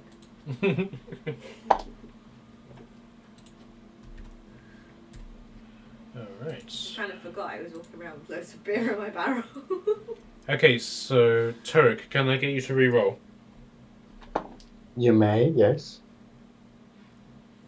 It doesn't mean he will, though. That's a 24. Lovely. Very Okay. nice. Yeah. Here they are wasted 20 on an initiative, but yeah. Oh. Ironically, we had this exact conversation last time as well. Yeah. I got 2 20s for the most pointless things last session. Okay, so she then stands up, and you can see that the crossbow bolt has actually gone straight through her and is embedded in the back of the throne. What? I said oops. Okay, and it's embedded in the back of the throne. And as everybody, as she does so, she raises up her hands, and all of the guards who have icons next to them, they all jump to attention, getting ready to attack with their spears. Also, everybody in the room, aside from these guys up here, suddenly starts panicking and screaming and rushes out of the room. Or makes an attempt to rush out of the room. I had to stand up and get the baby and close them. That's fine. That's fine. Don't worry. Okay, so Kashan, you're up. Hey. Alright, I am gonna stalk forward towards this woman. As I do, I'm gonna activate my giant's might and grow in size. And as you do, she sort of licks her lips and is like, "I wonder if you're proportional." I smile and let her know that I am. It's Frank here. Sensing that this is essentially a female version of Frank, I We should greatly set enjoy Frank what I'm about loose to on do her. as I start to swing on her with my axe. We should let Frank deal with her. All right, give me your first attack. That is a 26 to hit, Yep, hit. and Alright, so 13 damage and then an extra 6 from my Giant's Might attack. So 19 damage on the first hit. Okay, what sort of damage boost does your Giant's Might do? Is it just the same type of damage that it was before? It doesn't specifically say, but so it says, it just says that on each of your turns, one of your attacks with a weapon or an unarmed strike can deal an extra 1d6 damage to a target on hit. Mm-hmm. So I assume that's just the same damage. Okay. Right. So your axe swings through the air, and it catches her right where her jugular would be. However, the axe doesn't penetrate her skin. Oh. She still feels the sort of like concussive force, and she's knocked slightly. But in terms of drawing blood, you haven't. Okay. Do I feel like I've done like any damage to her whatsoever? Like the crossbow bolt definitely drew blood of some description. She licked it up rather. Yeah, a bruise has formed where the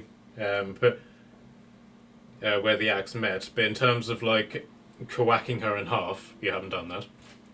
Okay.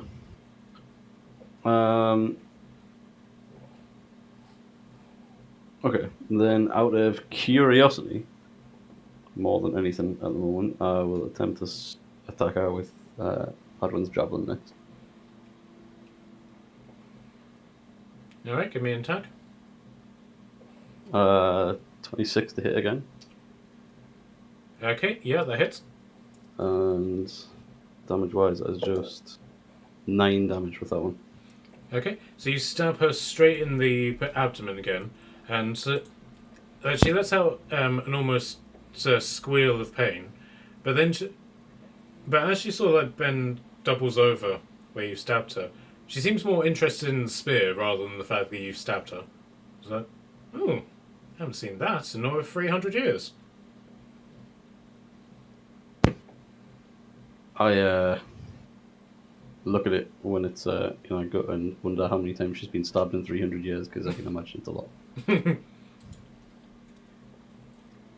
Okay, but you gonna do anything as a bonus? Do I get to do a bonus action? No. So me activating my Giant's Might is my bonus for this round. Okay, so the elf is going to attempt to break out of her spell. So and fails miserably. You need to stop going because I really want to start singing the Hawaii Five-O theme tune. Oh, feel free. That's how my brain catches up with my mouth. So, right, so Turek, you're up. Hello. Alright. So, first thing first, I'm gonna use a key point to activate my my arms of astral self. Yep. So yeah, basically I'm just gonna like put the punch down, like and a blast of energy comes out of me, and the two guys that are next to me, a part of Marietta Tundrum, needs to do a dexterity saving throw or get damage from force. What do you have to beat? 15. I think it's always 13. Okay, yeah, they passed. Okay, cool. Well, I want to shout something before I start to fight everybody. And I want to amplify my voice since I can't now. So everybody can hear me in 600 feet. Yep.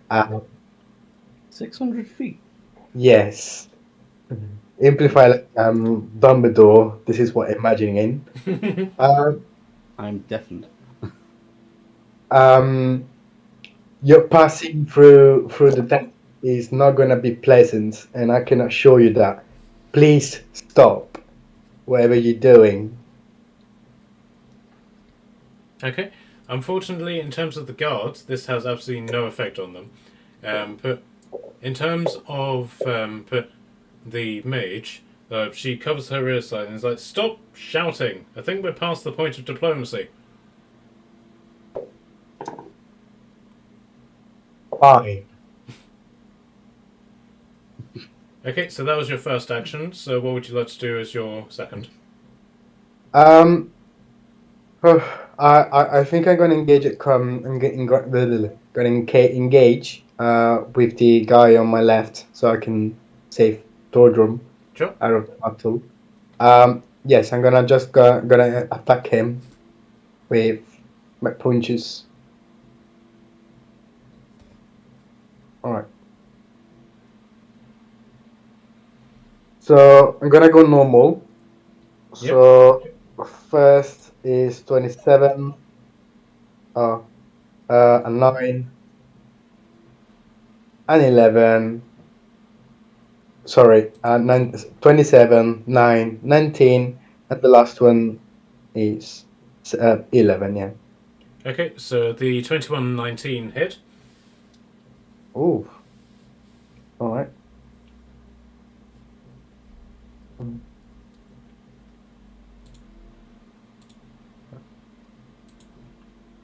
Uh, Just 13 damages. 13, okay. Okay, you gonna do anything else? No. Okay, so the guards are now going to react, and all of them are going to charge Kashan. Yes. It's okay, I can save you. Bring it on. Did you choose Spirit Guardians this time? Guess who's prepared it? No, I'm, Just gonna I'm good. wave from all the way over here. I am good for this. Let's go. Okay, even with flanking advantage, all of them miss. No I'm way. almost disappointed. Okay, so the guy that you just punched, Turek, he's going to attack you. Sure. Does a 23 hit you? It does, unfortunately. Okay. 1d8 plus 2. Lovely.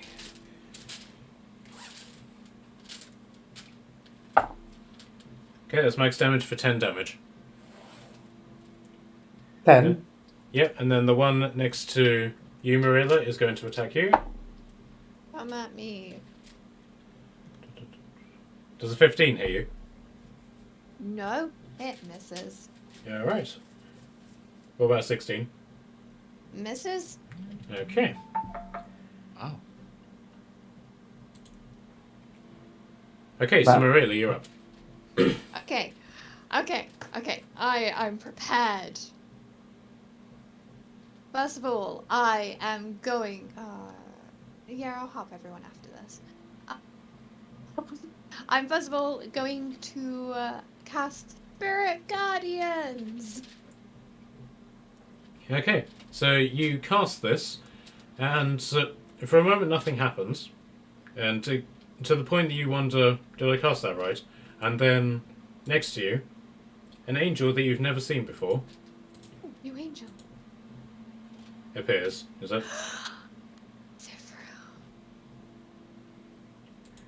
And he basically just he's holding a what looks like a very basic sword, and he's sorry we're late. We're in the middle of a battle. Oh, I'm better sorry be. for calling you here. You can leave if you need to. No, this is what I'm here for. And as he does, he cricks his neck.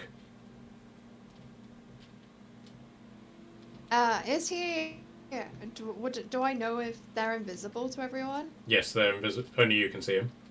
Cool. I'm just having a conversation with them, and as I'm having a conversation, I'm also gonna move my hands, and a blue light's gonna appear, and I'm gonna cast spiritual weapon as well. Lovely. Just can I make it appear closer to these guards at the top? Like a shan. Yeah, perfect. Okay. That's it. That's my go. All right then. Okay, Tordum, you're up. Right. Am I in combat with the purple guy? you're in range of him, so if you were to leave combat range, then he does get attack of opportunity against you. No, I was just checking if I was in combat with him. That's too far. This is not as easy as it looks. Do you want to get your mouse? No, I'm fine. It's more the pile of stuff that's ended up on my lap. Yeah, Nasty's resumed her sewing hobby, so now she's addicted to sewing patterns. I'm Love not it. covered in sewing patterns. Yeah, you're covered in the cat and the baby. Yes, what that's got to do with sewing patterns, I don't know. I'm covered in stuff. I'm gonna throw some acid in this guy's face. So can he do a dexterity saving throw of 14, please? Failed. One sec. Is this the caustic brew or the acid splash? Tasha's caustic Yep. brew. I'm just checking. That's fine. So, right. So he is covered in acid. It takes 2d4 acid damage every time he takes his turn, unless he uses his action to remove it. Yeah. And he currently takes. He wants to roll a lot of dice. 20 damage. 20 damage, jeez. Wow. What in the world? Okay. Anything else? No, I don't have any bonus actions. Alright. And I'm not going to move because I don't trust them. Okay. Right, so it's now the mage's turn. And she's gonna look at you and sort of rub her hands together, Kashan, and she's gonna say, you know something? I think they don't like you. And she's just gonna works her hand around and then blows into it, and this pink powder just comes flying out into your face. Can I get you to give me an intelligence saving throw, please? I should have blessed you. I An should have intelligence. blessed you. Right, this is a raw. Right, hang on, I need to pick my dice carefully. Yeah, this is a raw roll. I only have nothing to add to it. Oh, I really Intelligence. should have blessed you. God damn it. This is not a minus. Right, this one's treated me well for the past couple of weeks. Let's. Does a 15 do it?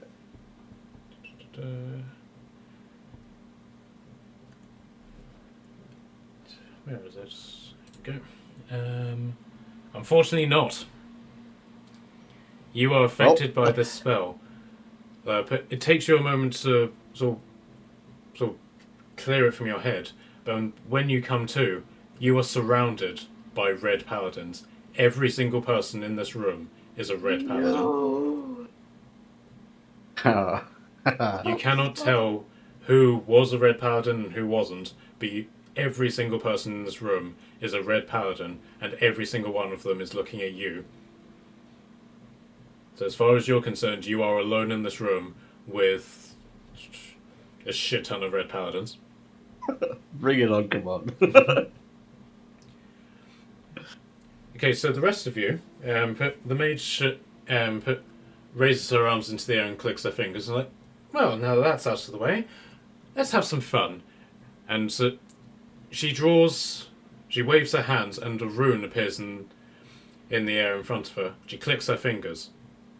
And so time begins to slow down until it completely stops.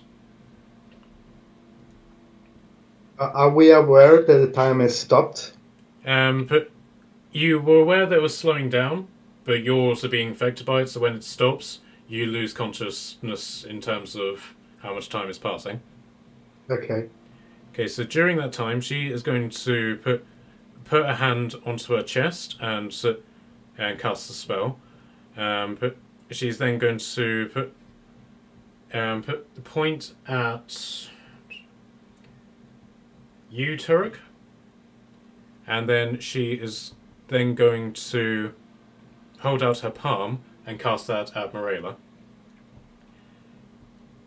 time suddenly comes. Fast forwards back to reality. So, Turek, can I get you to give me a dexterity saving throw, please? Oh my god. He's a monk. He's dexterous. He's got this. Yes! 27, bitch! What? Oh, lovely.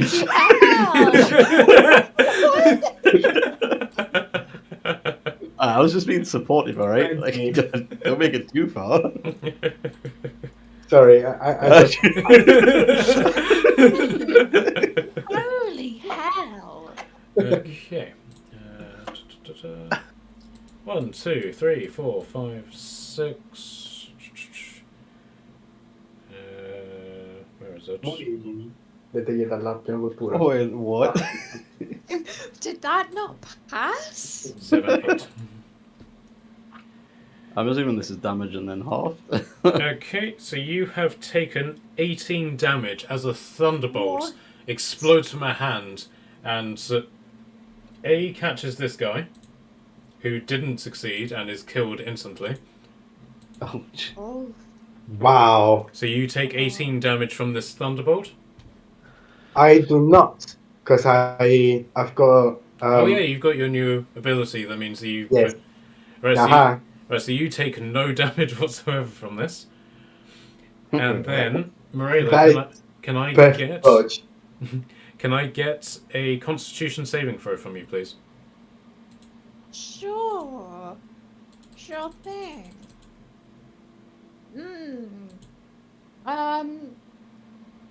It's an 11. Okay, unfortunately you don't pass, and you take 37 points of cold damage as Holy. a cone of cold just envelops you and the guy here. Oh my god. Guys, I'm going to throw it out there. I might have fucked up. Do I have to do a concentration save for Spirit Guardians? Yep. Okay, what do I need to be on it? I believe it's a good question. I've never actually had to roll this before. Is it half of the damage you take? I think so, yeah. Oh, it's really high. What's half of 35? Yeah. 17? Yeah. 17. Oh, Christ above. What do And I is it have? just pure for concentration checks? I'm just checking Or- now. It's a Constitution saving throw. According to... When you take damage Roll while 20. concentrating, you must make a Constitution saving throw to maintain your concentration. DC equals 10, or half the damage you take, whichever is higher.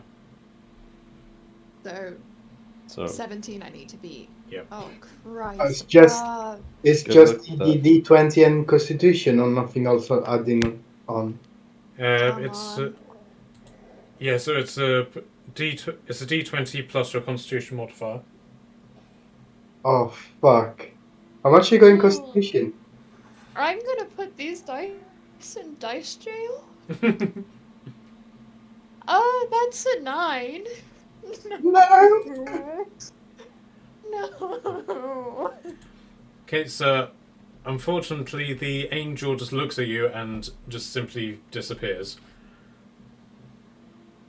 Oh. Well, short by intense. And she then simply says, "Oh, that was a shame, wasn't it?" And then just simply takes a step back and appears over here. Absolutely. Okay. So, Kashan, you've basically just seen this red paladin in front of you just cast 2 massive spells and then just simply teleport away from you.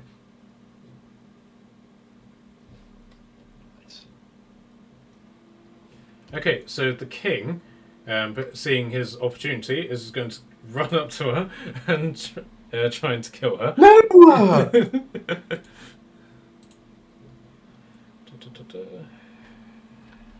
let's go. King Diff. And amazingly, he hits. Let's go. And he does 4 damage to her, but like with the axe, but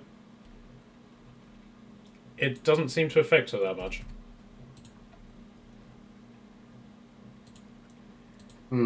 Okay. I've got a question. Yep. Is this a wall? This line? Right, so basically this area up here is put about 5 feet elevated from where you are.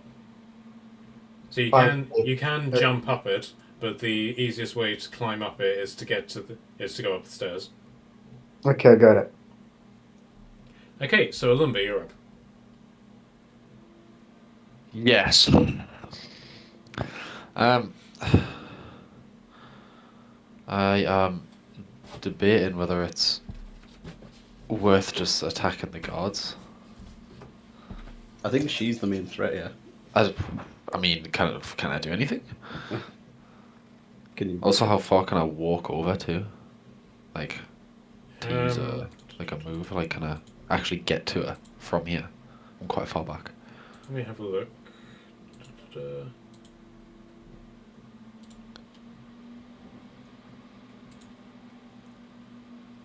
You can move 40 feet. Do people know that I've been affected by some sort of spell? There. They know that you've had some powder blown in your face, but that's pretty much it.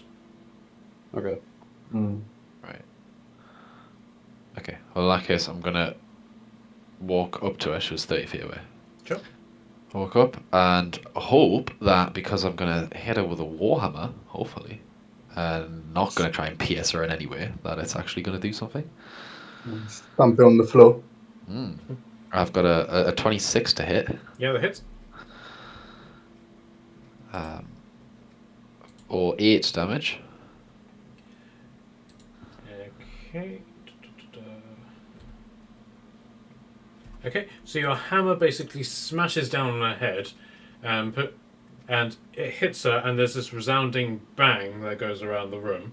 But strangely enough, she doesn't succumb to the injury at all, but a crack appears in her forehead. Ooh. Nice. I'm going to apply my Divine Fury to that attack as well for an additional 6. Okay. Damage. Now that she did feel.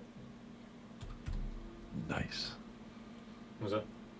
Oh, good. A magical challenge. Alright, so if that was your first action. Yes, yes. Right, second action? Wait, 13 sorry. to hit. I'm assuming that you've Oh, used your bonus action to rage in order to do your Divine Fury. Yeah, oh yeah, sorry, yeah. Yep. I did not mention that.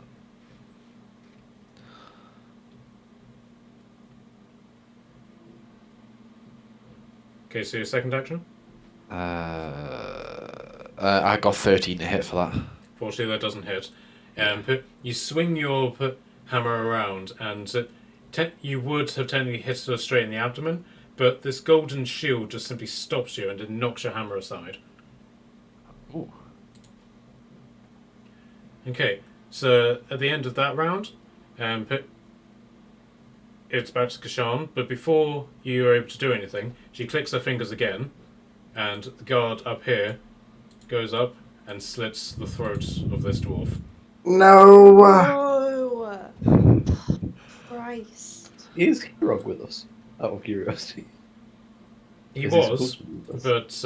but because the king was in such a rush to get up here, Hiroc has fallen behind. Okay. Okay, so Alright. Kashan, you're up. Right. So, am I aware that I'm clearly under some sort of influence to see everyone as a red paladin? Let me just have a look at the spell.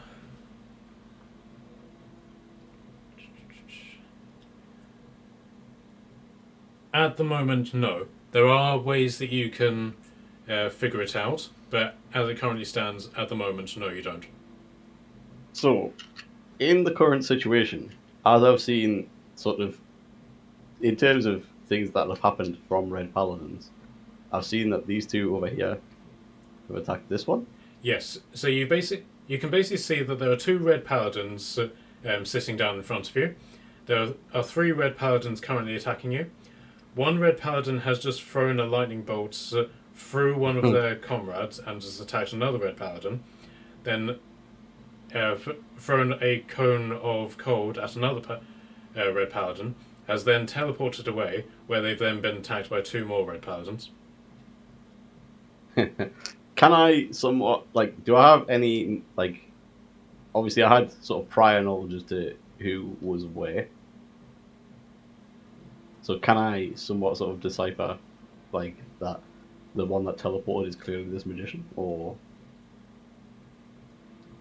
I'll allow you to do the save based on that logic. Yes. Okay. What was it? Intelligence again. Yep. Right.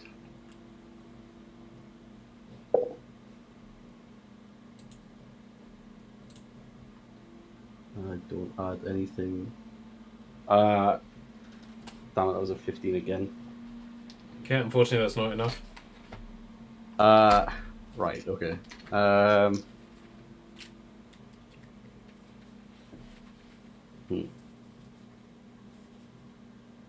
Do I have anything about sort of like, can I still sort of attack whoever I want to be attacking? Or... Yep, as far as you're concerned, everybody in this room is a potential hostile.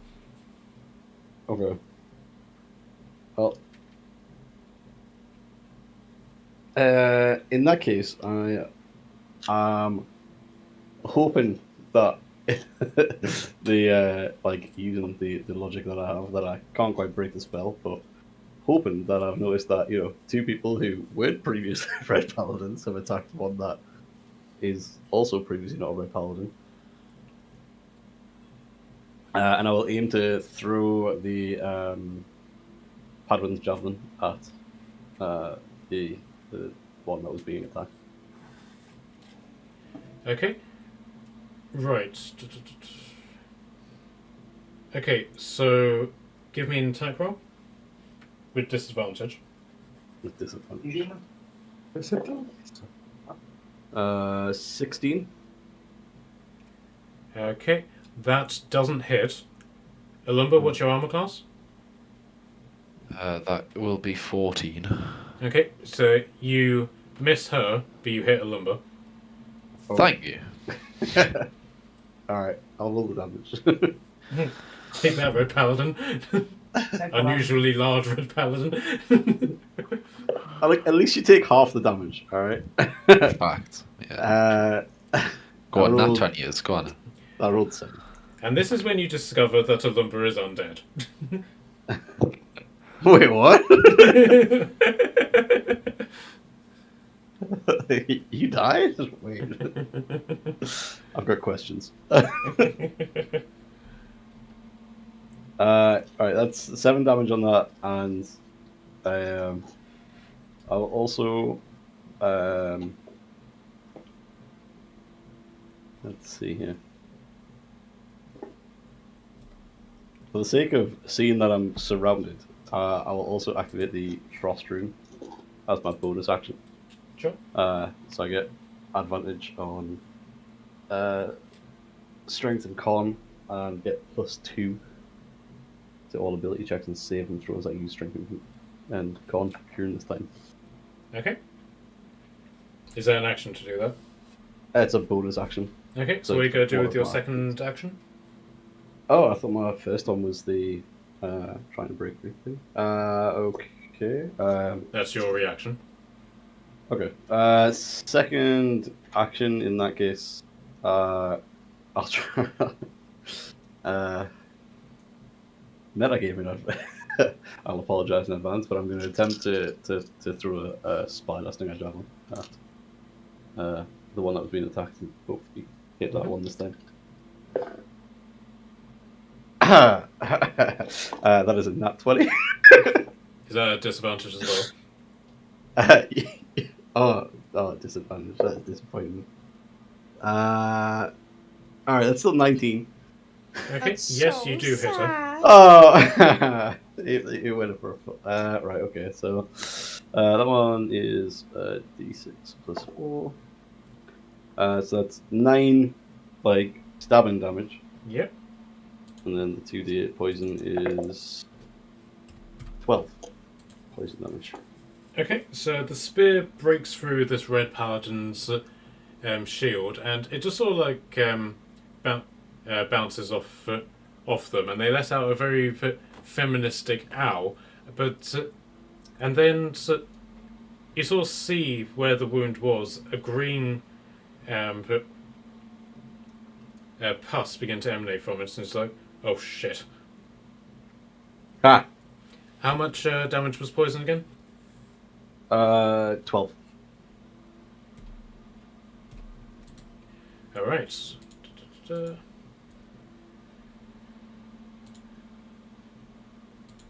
Okay, so the elf is going to attempt to break free. Fails again. All right, so Turek, you're up. Ah, can't wait. Cool. Gonna put myself over here. Wait, yes. And from here, I want to attack the mage. Sure. With advantage because you're flanking. Pardon? With advantage because you're flanking. Beautiful. This is what I wanted to hear. I'm gonna use another key points to activate flurry of blows. Sure. So I'm attacking with advantage. So 24 is the first. Yep, that hits. 23 is the second. Yep.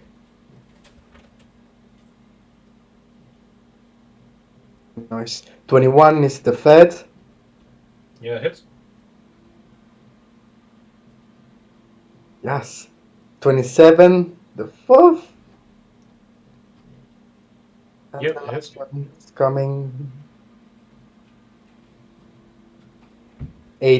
19. Yep, all of those hit. Yes. Right. So all of them that goes through the mage. Mm-hmm. I'm giving you the damages now.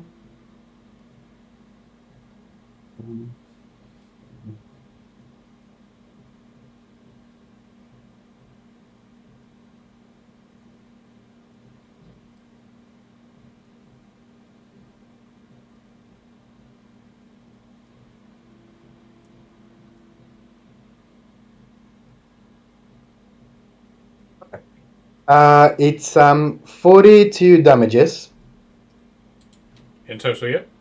over 5 strikes, and as a reaction, I want to use another key point Mm-hmm. to do a stun strike. To do a what strike? A standing strike. Sure. So she just need to do a Constitution saving throw. What does she have Or to beat? What does she have to 13. beat? Okay, yeah, she passed. Oh, for fuck's sake! All right. Yeah. I'm done. All right. Okay, so it's the guards next. Don't Okay. forget the one-on fighting needs to do. Yeah. So how much damage does he take? 2d6. Or 2d6, 2d4. 2d4. Or he has to use his action to wipe the acid off.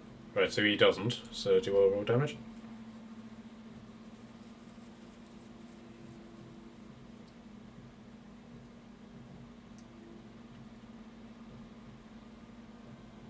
He took 2 damage. All right. Okay, so the 3 guards are going to attack you, Kashan.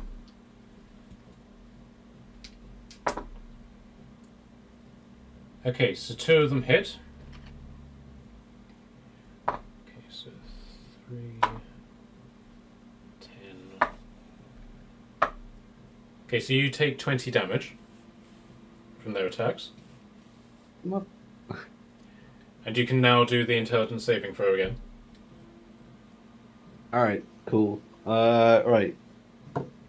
This blessed die that rolls a nat 20 and so desperately clearly wants me to get a crit is just going to be the next chosen one.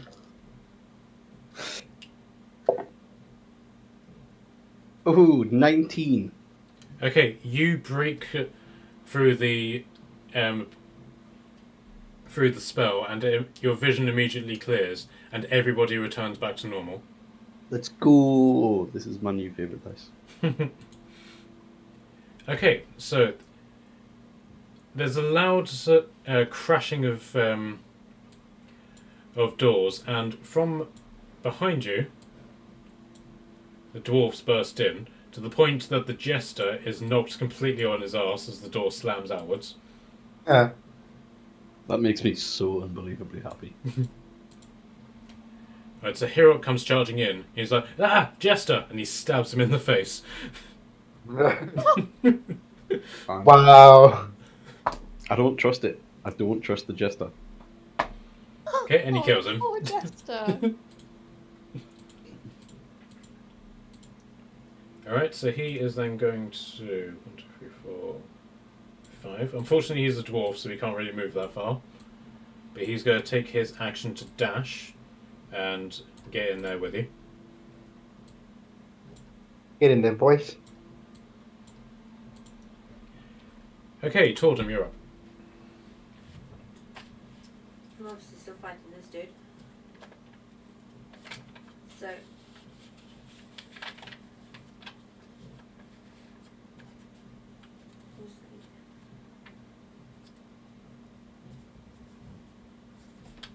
Just want to check a line.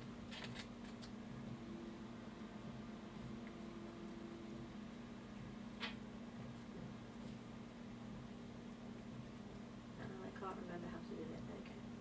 Okay. What are you trying to do? There's a spell I want to use, but I want to make sure I. If you cast Fireball in here, everyone will die. It's not fireball.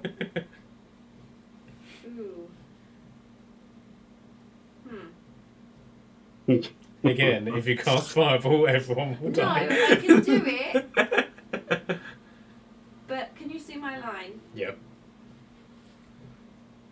That obviously have to go one square down because I've not quite done it from my point.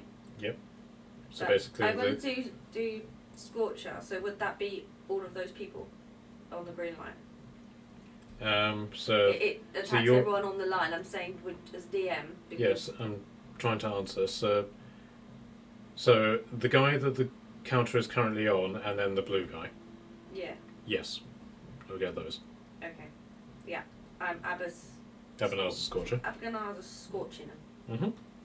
They need to do Dex 14 saving throws. Failed. One sec. When it rolls. 22 damage each. Lovely. And if he is not dead by this point, I will kill you. So 20. 3. And the blue.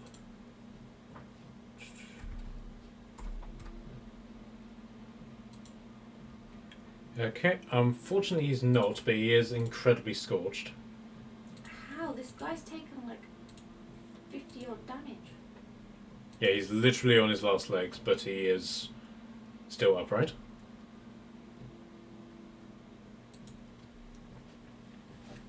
Right, nothing else I can do then. You can do a bite as a bonus action, can't you? Nope. Could have sworn you could. Nope. I can take Hungry Jaws. If I use Bite, I can then claim Hungry Jaws Right, and okay. at the bonus. Okay. Right, so the mage is going to look directly at you, Turek, and she said, "You're so strong. Maybe everyone else thinks they're stronger than you." And again, she curves her hand around and she blows pink dust in your face. Can you give me an intelligence check, please? Sure. If it's a charming spell, I'm immune. No, it's not a charming spell. Okay, I hit you. I know you do. Intelligent. He gets nothing. 13. I failed. Okay. Everybody in the room is now a demon to you.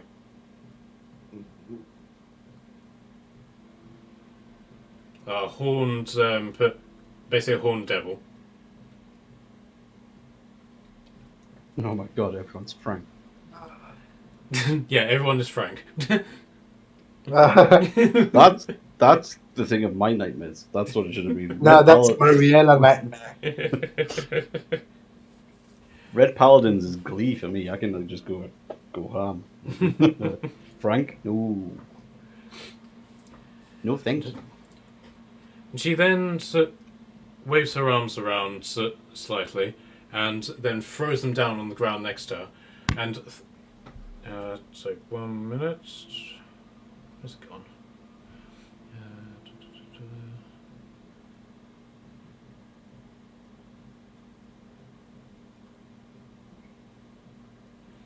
Okay, and then 2 more versions of her appear right next to her.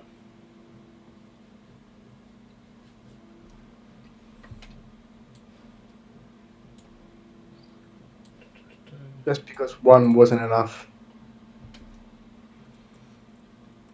Okay, and then she's going to put look at you, Alumba, and she's just going to stroke your chin. Ooh.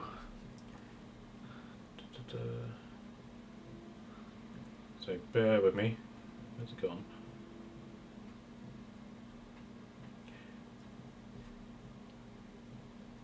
Okay, can I get a charisma saving throw from me, please? You can. 16. Is that plus anything? No. Okay. You feel a sort of burning sensation coming from where she touched you on the chin, and then suddenly that burning just erupts all over you, and suddenly you feel the sensation that you've been pulled by a great force, and suddenly everything just goes black around you. You can't see anything at all except for this blankness. As for everybody else, he's disappeared. What Nice. the hell? What I thought the I hell? rolled well there. Maybe not. Okay, and then she is going to take a step backwards and appear over here, as do her duplicate.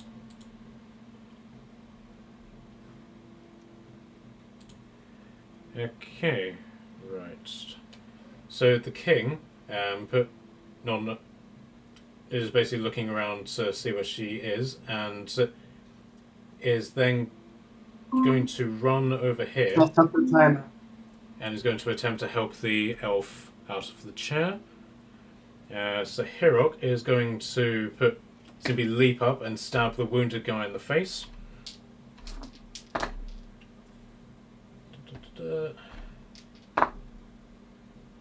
Which he succeeded at.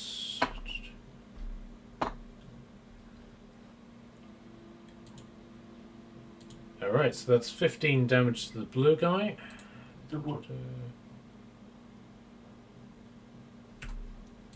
Okay, so he is looking very battered. Okay, so Alumba, you are in this just this blackened area. There's no breeze, there's no up, there's no down, it's just blackness.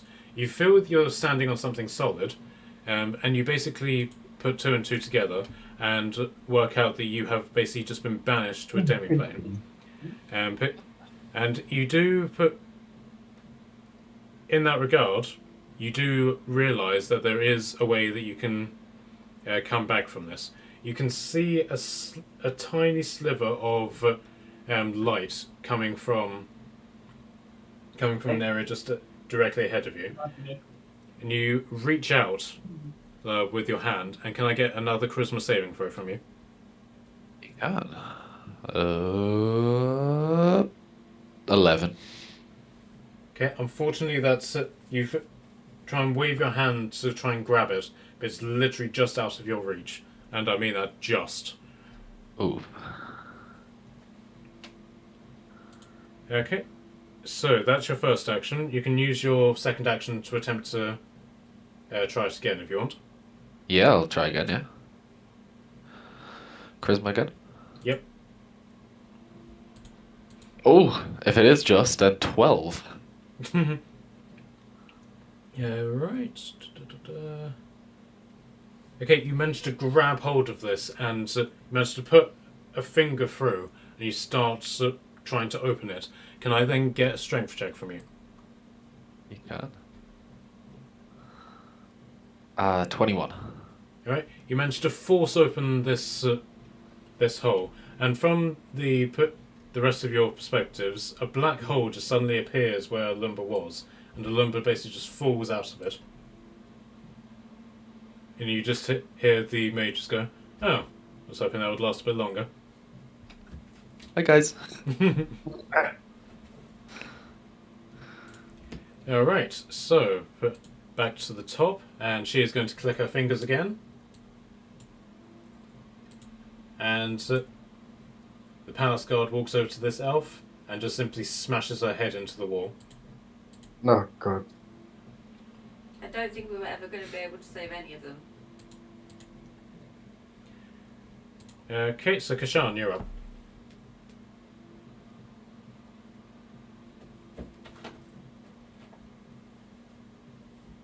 David? There's no I didn't realise I'd had myself muted. I was telling Lee to go get the actual dice, and the whole time. Okay, never mind. That Actually, should have too. that explains a lot. How many like attacks of opportunity am I gonna get if I try to move to say here? 3.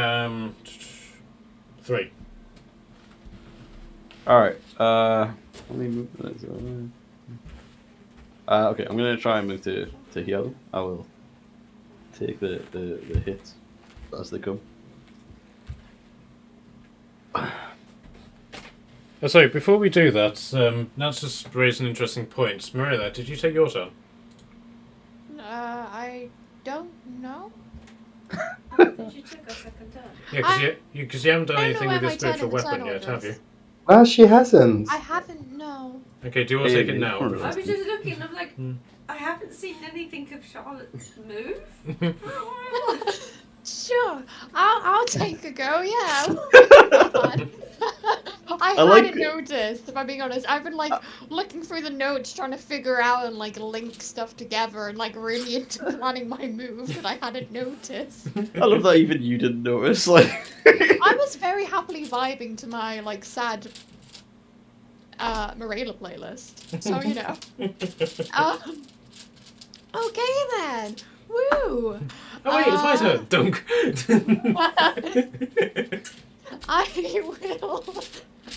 First of all, as an action, I will cast Bless at 2nd level, so I can get everyone involved. So Kashan, Tordum, Torek, and Alumba, you get to add a D4 to attack and saving throws from now.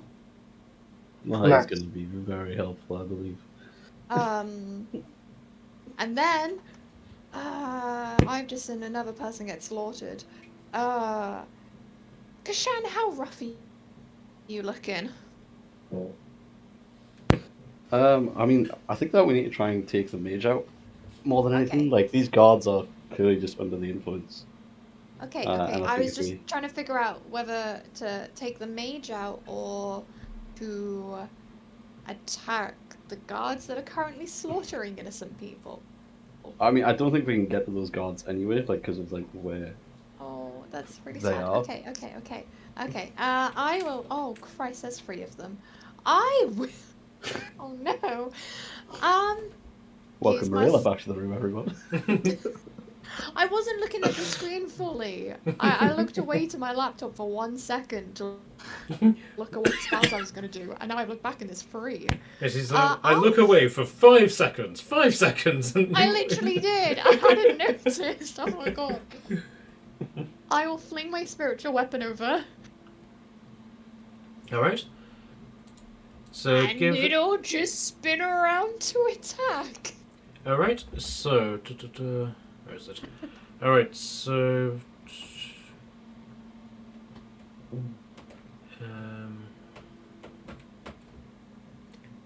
Okay. So can you roll? Put a d20 to determine whether you hit the real one or one of the duplicates. Okay, I'm guessing I'm not adding anything to this, just straight. Just straight d20. Okay.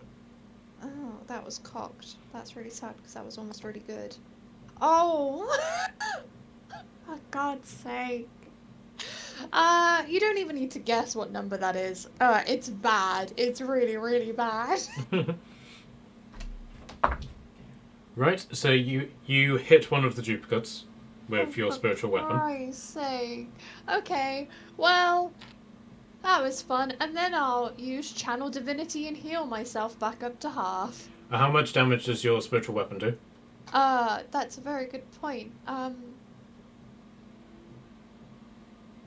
1d8 plus 2. So, 7. Okay, you successfully destroy this duplicate, Yay! and then you heal yourself. Yeah. Oh, I almost healed myself 25 then. That's not what I was meant to do. Sure. There we go.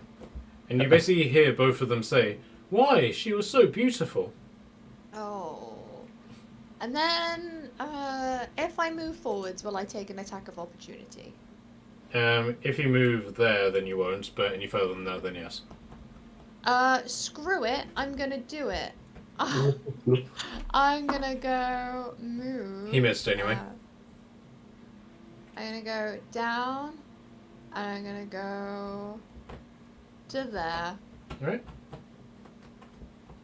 Try to hit me, bro. He missed. Exactly. There we go. That's my go. Alright. Okay, so Kashan, you're up. Okay. I'm going to attempt to move to here. Okay, so that's 3 attacks, yep. Bring it on, come on. Alright, the only one that hit was a crit. Okay. Okay, so that's 8 damage to you. All right. Okay. Huge. Wasn't. I was gonna use my new runic shield thing, but you know what? I'll take the 8 damage. That's fine. Yeah. Sure. Right. Okay. First things first. I am going to use my fire breath. In a like this kind of area, like a somewhere like yeah. Like, can I kill the spiritual weapon? I don't know if I can No, I don't think you can. kill the spiritual weapon. How do I erase things also? Because I've accidentally drawn a whole circle and left it. Alright. There you go. Thank you. Yeah. So, fire breath. DC 15 dex save for them. Okay. Dexterity. Okay, she failed that. Okay. So her and her clone, whichever one is which, takes 15 fire damage. 15, okay. Okay, so the other duplicate is destroyed, and she is not looking healthy at all. She's just completely blackened by this attack. and she audibly screams, and it echoes around the entire hall. Okay. Good. Great. Okay. I will, knowing that so from when I was a red paladin, do I realize that when I was seeing everyone as red paladins, even, do I realize that the poison done extra damage to her? Like, am I aware that it was her that I hit? Give me an intelligence check. That seems reasonable. Intelligence. This dice is treating me well so far. This dice does no longer want to treat me nice. That is a 4. Does a 4 aware of it?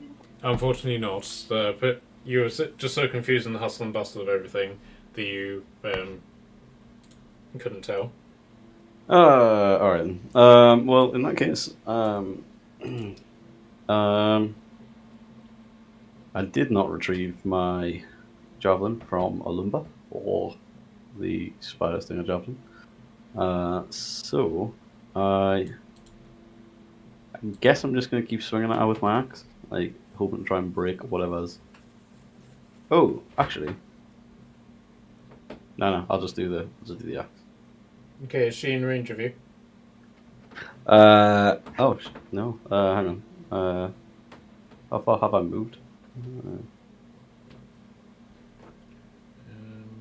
So it was that way, so 10, 15, 25. You've got 5 feet of movement left. All right. Well, I will step up. Can I hit her from here? Yeah, she's basically 5 feet beneath you, so but you'll have to attack low. All right, swinging straight down onto the top of that dome. Hoping for the best. Just going with the axe again. You just betrayed me, so someone else will roll. 22 to hit. Yeah, that hits. And let's try this one for D12. 13 damage from the actual axe itself, and another 2 from the giant's might. Yeah, okay. So 15 in total. Okay. Right, so again, so you bring it down on her, and you don't manage to pierce the her skin. However, her body is just now covered in cracks, like she's some sort of statue that has just you just lampooned completely on it. Like she's just cracked all over, and even to the point that blood is starting to seep through these cracks. Okay. I am going to action surge. Mm-hmm. And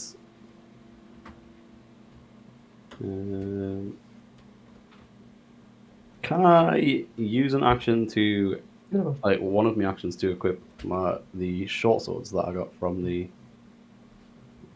Yeah, that'll be. fish people? It'll be an action for each. Okay. I'll just equip one then, Mm-hmm. and attempt to, and then use my other one to attack her. Yep. So let's get that equipped. What do we do? So one. All right. So it is 20 to hit. Yeah, that hits. All right. So it is 1d6 plus 4. So that is 10 normal damage. Mm-hmm. And then 3d6 poison is 2, 3 is 5, 9 poison. Okay, she lets out a scream as this poison enters her system, and you can see this black ink just washing over her body on the inside, and then it gathers up in her forehead and just explodes into bits of pus just come flying out of her head. Gross. Okay. Right. Right, so is that your turn done? Yeah, that's me all done. Okay, so the elf is going to roll with help from the king, and she finally manages to break free, and she pulls out the longsword of the guard standing in front of her and just stabs him straight through his abdomen. And okay, so she's then going to take this longsword and is then going to go over to the queen. So she's then going to try and hack at the manacles that is holding the queen to the throne. Unfortunately, she misses. So, Turek, it's now your turn. You are now surrounded by hostile Franks. Oh my. Is he actually? Oh my god, even worse. Yeah, but all of these Franks are armed with shields and pink floppy dildos. Not my dream, honestly. Right. Do I recognize there's kind of like, I guess, an illusion? And Okay. what can you do basically? Right, so you've realised enough that this isn't a natural occurrence, so Well, I won't be surprised, honestly. Yeah, so give me an intelligence check to see if you can work out if you're under enchantment.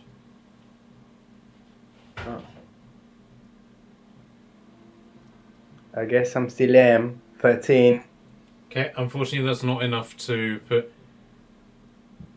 save you. But as far as you're concerned, this Frank is advancing on you rather with a very hungry look in his eye. Okay, I'll try to not to kill him, but at least to knock him out, and just trying to feel safe. There it is. Alright, so give me an attack. Mm-hmm.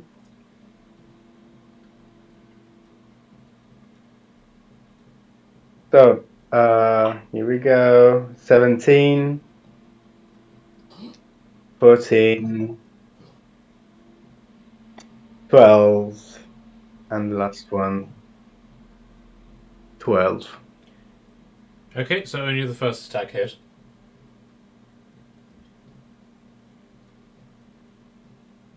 Oh, beautiful. 6 damages. Okay, so this guy is now knocked out.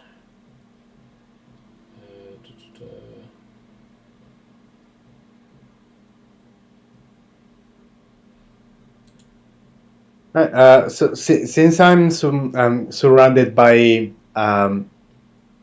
Franks, can I try to run away from them as Yeah. I was trying to do? There is another Frank here who was standing right behind the other Frank. Yeah, I'll just like put myself on a corner, waiting for any Franks to get close to me to just attack it Okay. straight to the face. Right, okay. Okay, so this guard, how much damage does he take? 2d4. Unless he wipes the acid off. He hasn't.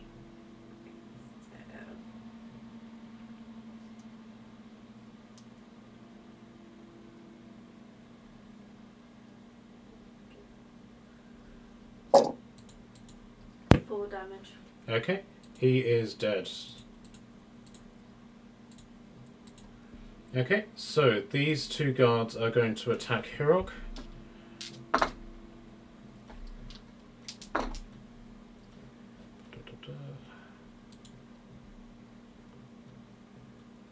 And both of them miss. All of their blows just simply bounce off his armor. And yeah, that's all of the guards that are left. Okay, so Morella, you're up. Okie dokie. I would like to. First of all, I'm gonna get my spiritual weapon to swing into this mage. Yep. Well, hopefully swing into this mage. I've not been rolling too hot tonight. Okay, a 19 to hit. Yeah, that hits. Yes, finally. And does 5 points of damage to them? 5 points, yep. Okay. And then I am going to... Christ, I didn't put any good spells in. Okay, and then I'm going to, at the same time as it carves into them, I'm going to cast Guiding Bolt into them. What level are you casting it at? I'm gonna do it at 2nd level. Okay. So as you sort of ready the spell, she waves her hand in front of you, and No.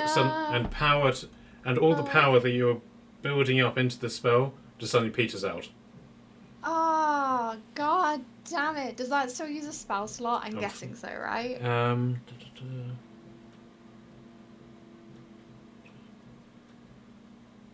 Just simply says the creature's spell fails and has no effect. Yeah, so it will still use it. I would imagine it would, yeah. Okay. And then I will...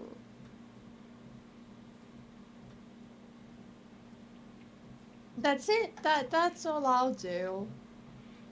Okay. I'll just shout out, be like, "Everyone okay?" Okay, so the dwarves, seeing what is happening upstairs, they're going to immediately rush up and attempt to engage the guards who are murdering the civilians.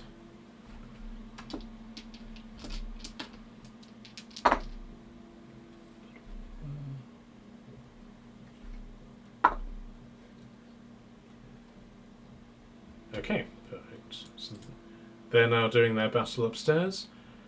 Tordim, you're up. Cool. So the one in front of you is knocked out, and you've successfully killed the pink one. Okay, so killed the pink one, Mhm. purple one knocked out. So I can move. Yep, you can move. I'm just gonna like around him.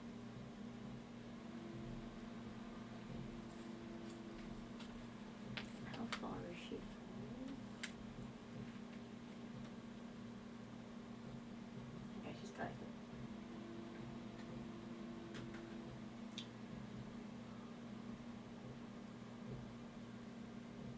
I hate it when I switch between screens. It always sets where the person is. Right. So I've walked up the stairs. Mm-hmm.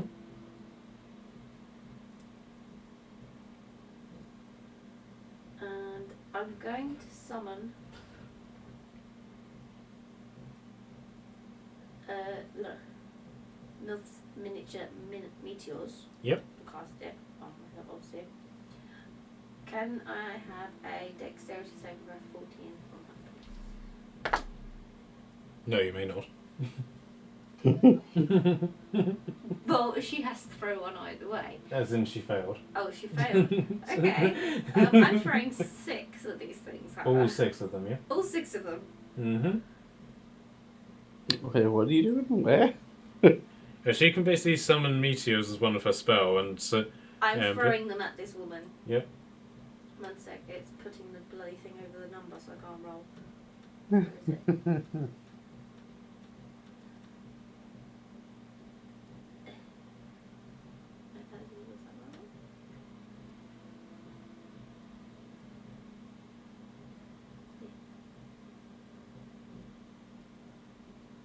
Cast a spell is higher than the number of meters created increases by 2. Oh, okay, I'm throwing 8 at her. okay.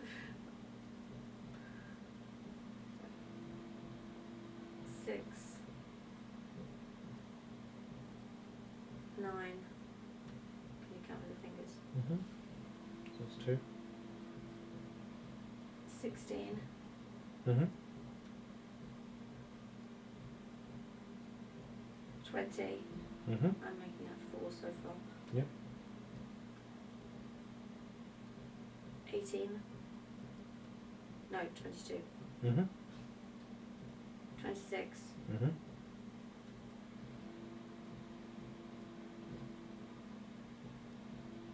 37. Yep.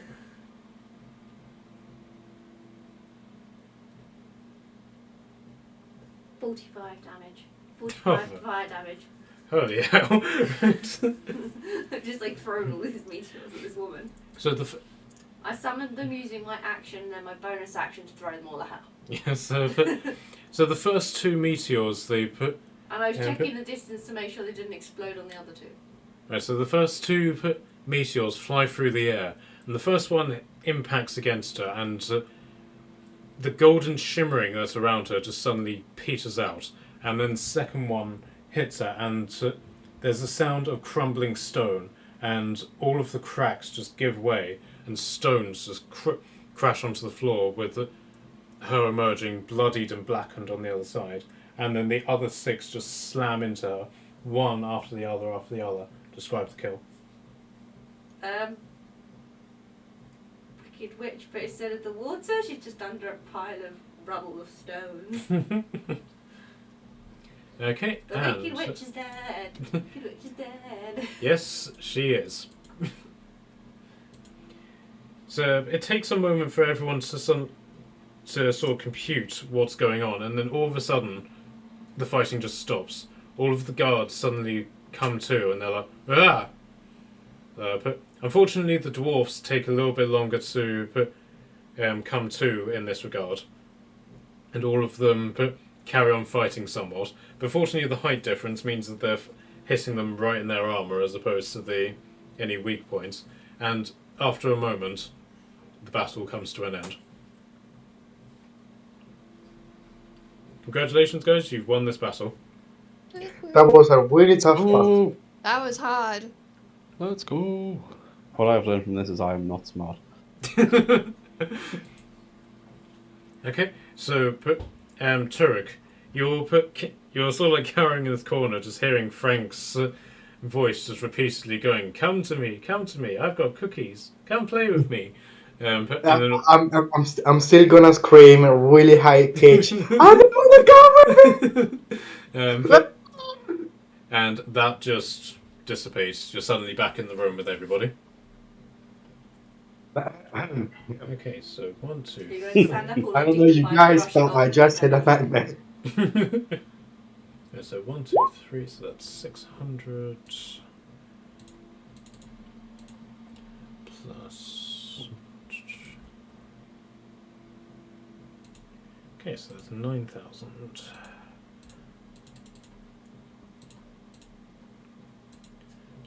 So bear with me. Calculate misbehaving. Okay, so there's 1,800 experience for you all. 1,000. 800. Why did it go to that page? The hell? Stupid baby, stop pushing buttons. She's like moving her fingers in her sleep and it's pushing all the buttons on the screen. The thing. Yeah, unfortunately, the bard didn't give you any experience whenever he died. That is fine. I feel safe in knowing that he did. Guys, how many experience points do you have? Because I fucked them up before. Let me 24,800. let me have a look at your profile because I can actually set them as a specific number. Please, because I fucked them up before as well. Okay. So we should all have the same. My total was 24,800. 24,000. Yeah, same, yeah. 24,800. I was going to say, what XP There you go. did we just get then? Sorry. 1,800. 1,800, sorry. Thank you. There you go, Michele, if you want to refresh your page. Oh yeah, I was waiting like, when nothing happens. No. There it is. Thank you. So, the guards basically all look around and they see the king. They all drop to a knee. And it's like, Your Majesty. And so, finally, the queen gets freed from her shackles. She shoves the elf aside, goes over to the king, and just slaps him across the face. Unfortunately, he's only got 9 HP, so he got knocked out. How strong is this woman's slap? It's a quick slap. My unarmed strike only does 5 damage. She's a queen. Yeah, she's the queen. And she's a woman, so she probably bitch slaps a bit harder than you. It's our patriotic duty for the queen to be like complete badass. Understandable. Wait, cat. Oh, seriously, she's stolen a potato. Wait, She's trying to eat a piece of potato. where did you get that from? I don't know. What? Wait, what? The cat stole a The cat potato. What? Where? What? She came in the living room and carrying a potato. You know, Alf. Fair enough. Black hole sun. Okay, so the queen basically just signals over to you, Morella, and is like, "You cleric, bring him back." Of course. I'll cast. I'll just use a channel divinity and get him to half health. Okay, so he's 4.5 health. Okay. Okay. Well, he's alive. It's fine. He's only a king. Wait, he has 9 HP total? Yep. What? And then I'll do how much does healing word do? And then I've Oh, not Probably enough had to it, heal so him a never full. mind. Yeah, so like, in that battle, when you went up against Nero and his forces, whenever he took damage, he was brought down to 1 HP. Jesus Christ. Okay, so Kashan, I'm going to assume you pick up your javelins. Yeah. But I throw assume it there's on like a the little bit of like you chaos. pull one of the javelins out of Lumber's back. Oh yeah. I pat him on the back as I do with a. Yep. Sorry, buddy. You were red for a second there. If it helps, I wasn't aiming at you. Liam? Do I have my hammer on the floor somewhere that I've lost? It got knocked out of my hand. No, you have it fully equipped, so you're free to do with it whatever you want. Oh. I just don't do it. Just accept that. Just stroke it on the top. Like a pet. So after a moment, the king comes forward and is like, "Soldiers, are your minds your own?" And there's this general murmur of consent. It's like, "Yes, Majesty." Good. I want you to gather every single soldier in this palace and march north to the part of the city. Hiroc, take them with you. Kill every red paladin that you see. Hiroc basically claps his hands together and is like, "Right, lads, let's go, Viking!" That's it. They lead all of the surviving palace guards out, along with the dwarfs who went with them. The surviving dwarf rushes out with them, despite the fact that he's narrowly escaped death, leaving only you guys, the king, queen, and the elf, and the palace guard guy who is still knocked out on the floor.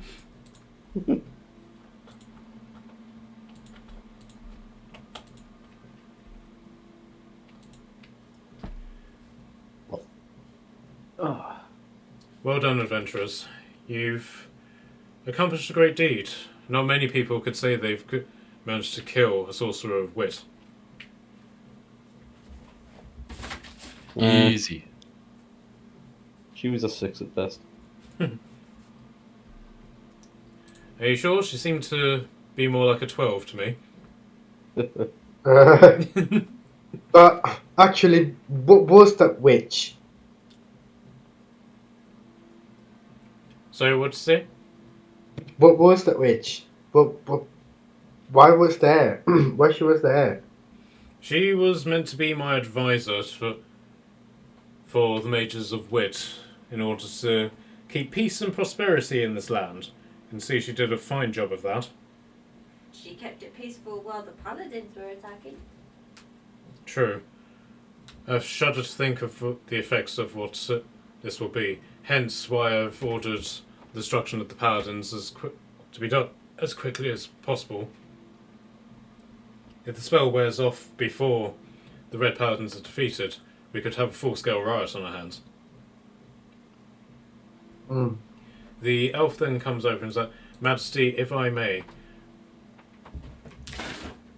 as a strategic evacuation of the city may be in order."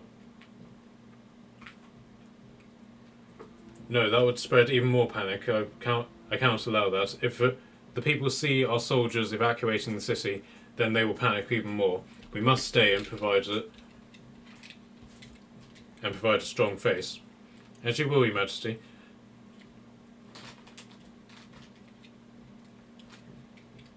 And so, adventurers, soon the city will be safe, and in no small part thanks to you. Name your price. Cool. Well, what kind of price are we talking about? I mean, no, it's they don't really care, honestly. It's just out of curiosity. Whatever you desire. Wealth, titles, land. Although I must admit, land is something I might not have in high supply. Allegiance, maybe? The capture and detainment of Frank. I don't think even the king can offer that. Can we throw a few rugs in there, please? Yes, of course. I shall put. When this crisis is dealt with, you will have full access to the royal ruggery. Excellent. But quick fourth wall break. You guys, like one each. You guys can basically ask whatever you want from him within reason. Okay. Come again? You guys can basically ask whatever you want of him within reason. Can we sleep? Like, can we think about it? Quick question. But before I answer it, Michele, yes, you can sleep on it. Just don't take too long, otherwise he might conveniently forget that he owes you this debt. Obviously, there are elves in the city. How well are they treated, would I know? Like, are they like, seen as just normal citizens? Under my word, yes. Unfortunately, under the Red Paladins, and to a number of my courtiers, I'm afraid they're looked upon slightly less favourably. When my ancestors came to this place, we took the land from the elves, to my shame. I've done what I can to bring the peace, but there was a lot of bad feeling on both sides. Okay. I want a sidekick. As in one of your soldiers that will permanently be reassigned as post to just follow me around and fight for me. Very well. Do you have a soldier in mind? You can pick. Very well. Oh! That is But something I would suggest you talk to Hiroc about. But yes, I will allow it. Thank you. That's a good one. I know, right? Yeah, now I'm like, oh god, I was just gonna be like, treat the elves nicely. Extra teammate, boys. Christ, what do I want? I know what I want. I'd like a ship, if possible. He thinks to himself. I can promise you a ship, but not one currently. My shipyards are, shall we say, working at less than satisfactory levels. Should you find a ship and bring it to my land, I will be more than happy to provide you with a crew. The ship itself, however, that's something you may need to provide yourself. Okay. I will think on this. Are they, If you want to give me an intelligence check on that. okay.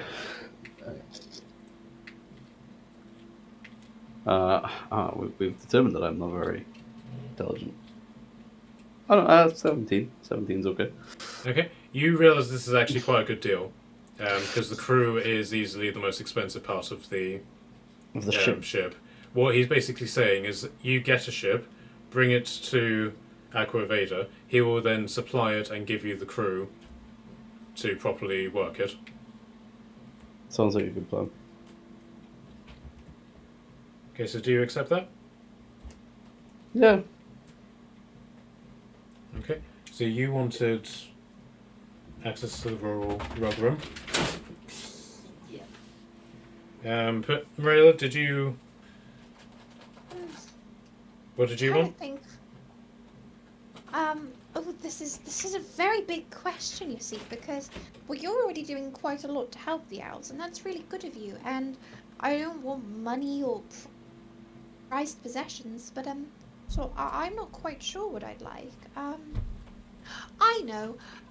If it's not too much of an issue, I would really like a nice collection of some pretty like little gemstones and maybe some new incense. That would be really nice. Like, yeah, just like some rose and some lavender and maybe some chamomile incense. Thank you.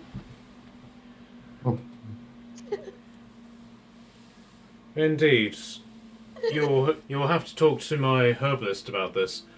But such a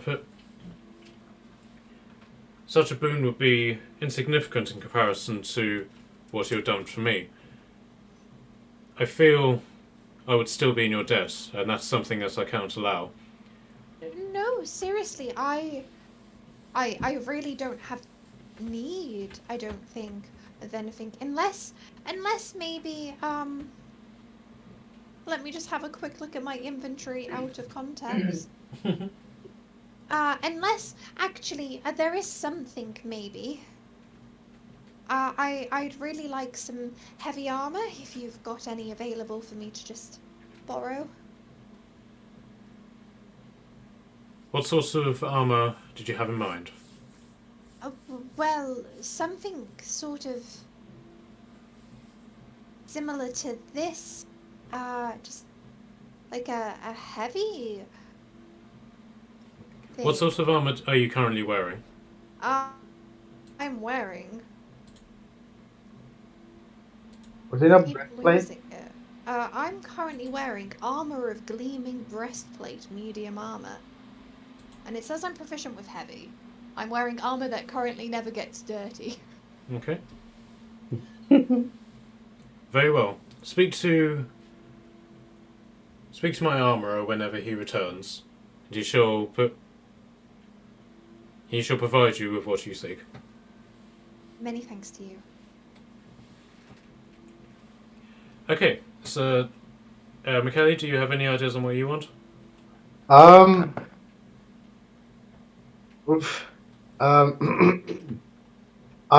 am not sure if I am in need of anything right now, because all I need is right here in this room, and those are my friends. But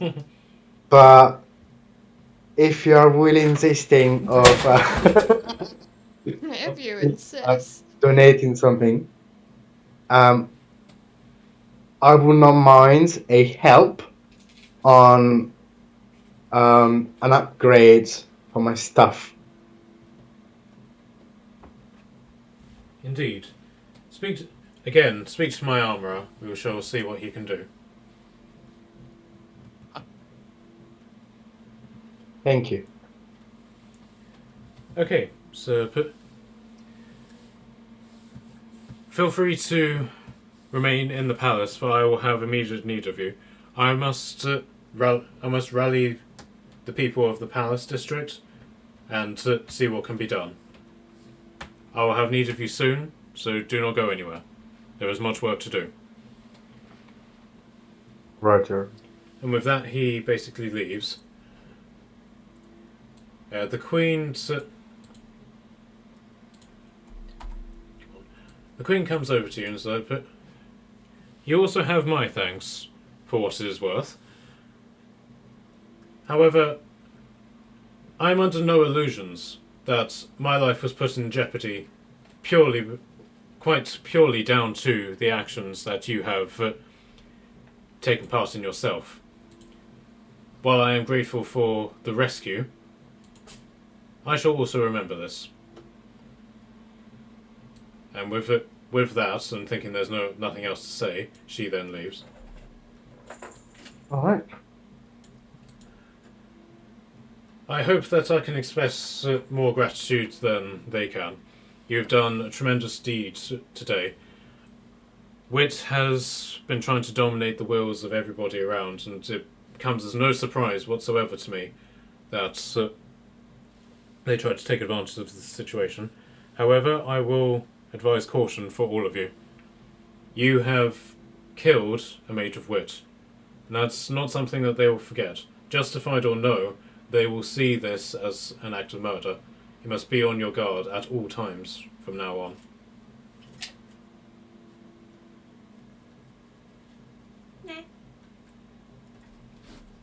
Nah. Bring it on, come on.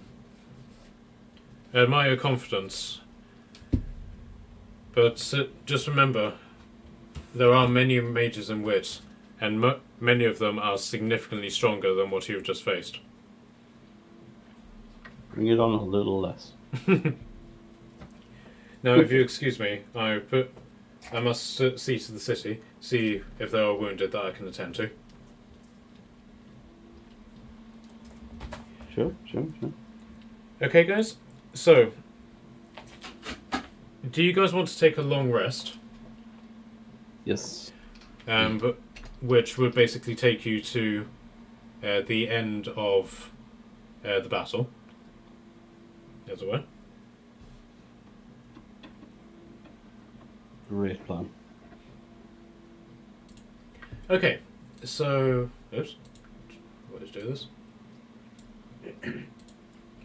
Okay, so with the arrival of the Palace Guard to the battle, Hiroc's dwarves were able to focus their attention on one flank, where the Palace Guards dealt with the other, and they were able to quickly break through the Red Paladin line. And then after that, it just simply became a matter of chasing them through the city. But the ones that were outside the city realised that the situation was quite dire, and so they just simply fled. Whereas the other Red Paladins were just simply executed en masse within the city. So now, the city is back under the complete control of the king. It takes a while for order to be fully restored, and the residential district is effectively in complete ruin. Towards the end of the battle, panic starts to... So the realization of what's happening starts to spread throughout the city. However, the Elven Councillor... let me just see if I brought her thing up for you. Nefene. But she was able to work her way through the city and spread effectively rumours of hope that the Red Paladins were already defeated, that their coup has completely failed, the fighting is confined to other areas, so the panic is significantly less than what it could have been. And before long, the city is returned to normal, and the king and his forces then return to the Palace District.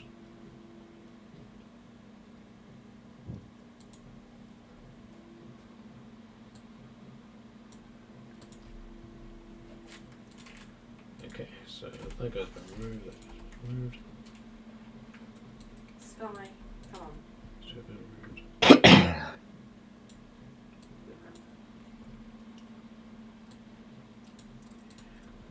Okay, so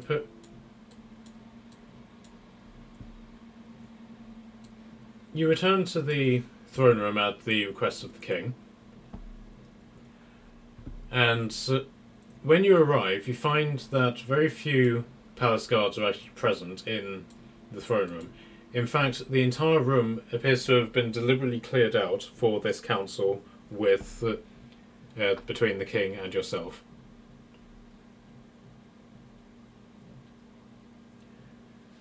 Greetings. I trust that your injuries were not as severe as they looked. Injuries or injuries? Indeed. I was just scared as fuck. I take a slight lean backwards and look at where the javelin was previously impaled in Ulamba.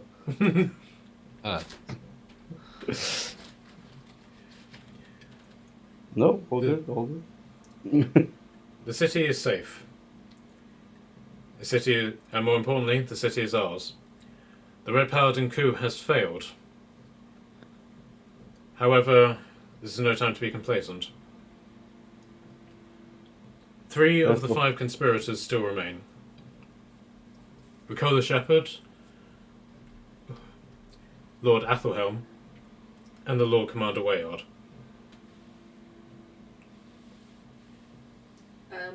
Didn't we kill Wayard?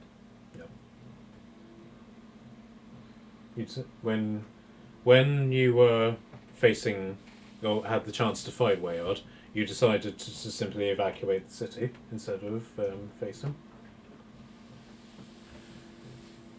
Yeah. Now, I have put a lot of thought into the matter while I was in the temple, and the truth of the matter is, we cannot just simply kill them. In a head-on battle, we would lose. Wayard is easily the best warrior in the land. Athelhelm has the support of the nobles, and Ricola Shepherd is the most loved matron of the Trout religion that has ever set foot in the Cling Isles. If we were to simply kill them, we would martyr them. What if we ate them? We all know that killing is not a solution. Surely there's gonna be another way to succeed. There is. You are wise as you are bald, monk. So now, this is my plan. We will use the Red Paladin's prejudice against them. As I'm sure you are aware, Lord Athelhelm is a half-elf, and the Red Paladins hate the half-elves. Also, Ricola Shepherd is Tabaxi. We will use that to drive a wedge between them and force them to kill each other. To that end, I propose that you attack Athelhelm's estate disguised as Red Paladins. Make it seem as if the Red Paladins have finally turned on Athelhelm because of his elven heritage. So we need to go find some disguises. I mean, I'm sure there's not a shortage of, uniforms. Indeed. You are to travel to his estate, his main estate, I might add, House Athelhelm, and burn it to the ground, making sure to leave traces of Red Paladin involvement, and to plant the Red Paladin banner at the seat of the crime. I think I could do that. That's cheating. Yes, it is. Very much so. But we do not have the luxury of fighting cleanly. We lost many, many men in our recapture of the city, and we simply do not have the forces necessary to fight both Athelhelm the Red Paladins, and the Church. But you guys try to, how do you say, what's the word? Oh yeah, talk. Unfortunately, diplomacy done from positions such as ours will only end in disaster. They would simply demand everything that we have won back, and all of our suffering and torment would have been for nothing.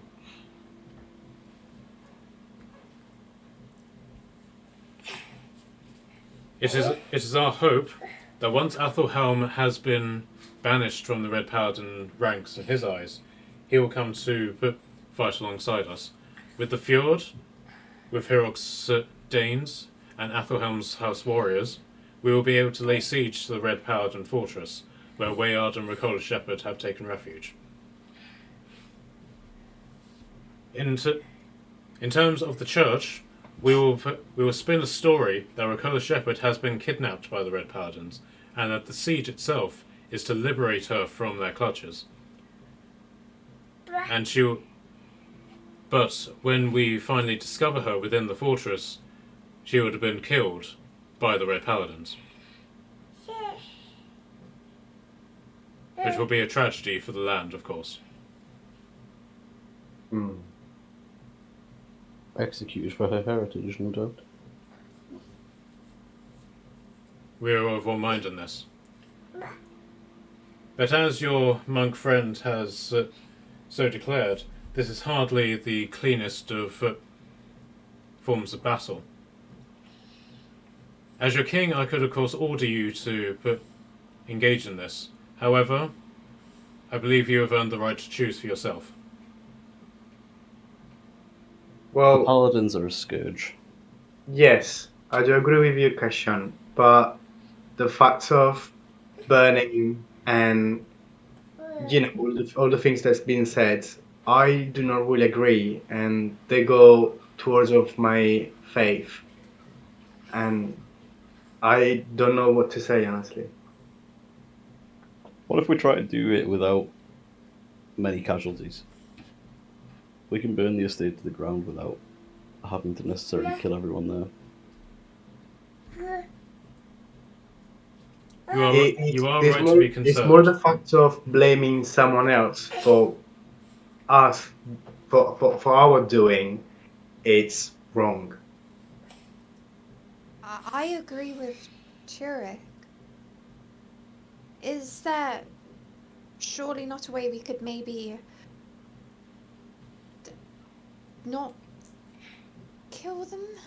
I know Red Paladins are terrible, awful people, but maybe with Ricola Shepherd, what if we found evidence of their work with the Red Paladins and link it into the coup and send them to prison?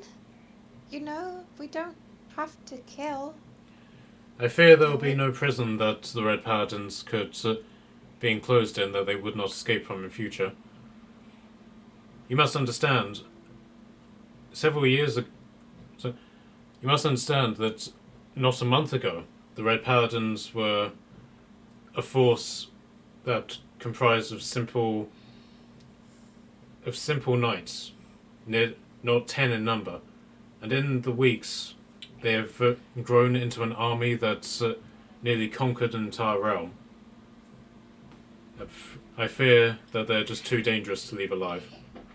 Well, said of what Mariella said, jails and prisons are not only made of bars and stones. We can find a way to mentally prison them and make them numb. That's a way, instead of just killing souls. I fear That that must be- is a means beyond. So that is a solution beyond my means. Since we've lost our mage, we have no magical capability, and I fear that the new mage will not maintain our way of things in this matter. Well, we've got a genie, so we can express a wish. But I'm Do you not trust really sure Frank if I'm with going to this? do this. Did I honestly. hear wish? No.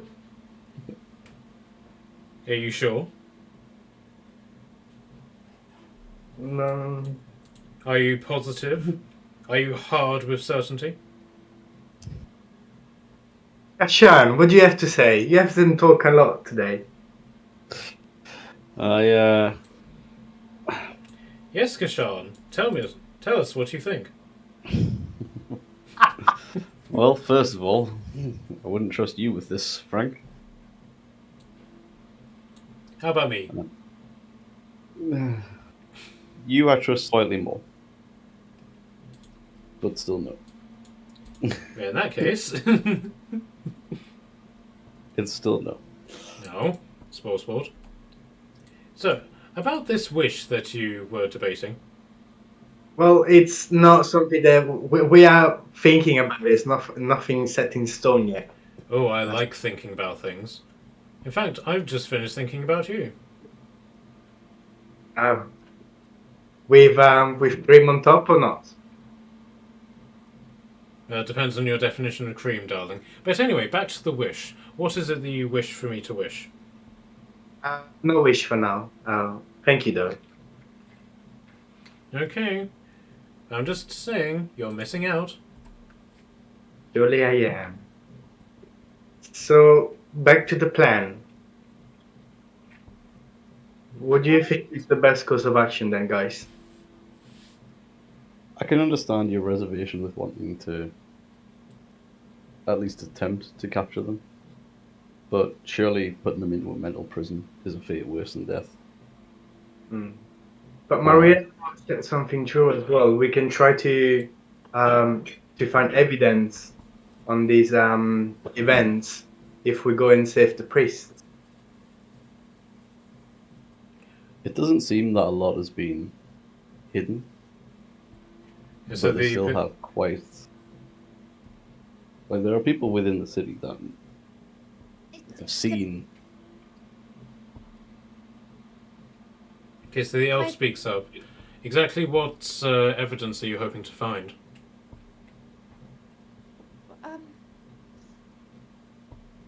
Maybe something to do with the coup and the battle here.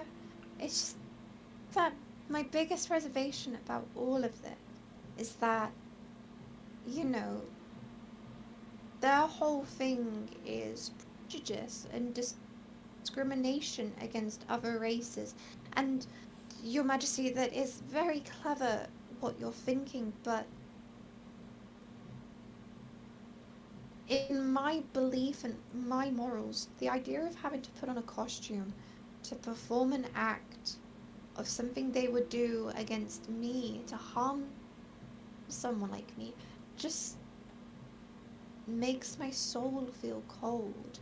I'm not sure if I personally could go to a half-elf, burn their home down just because they're on the wrong side.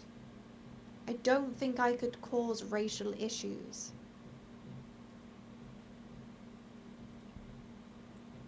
So, how about for now we try and go and save the priest, see what evidence we can gather if we can. If we cannot, we just have to think of another plan or plan B, or we'll see how it goes. Turret, can you give me insight with advantage, please? Yes. Insight.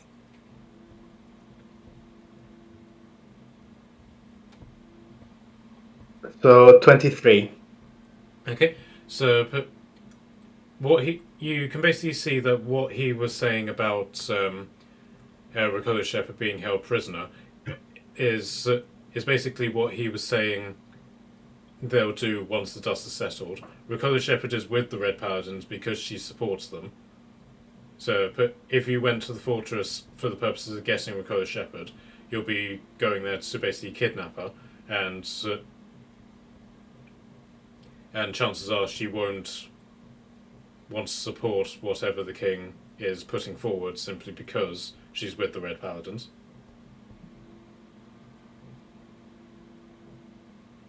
Okay.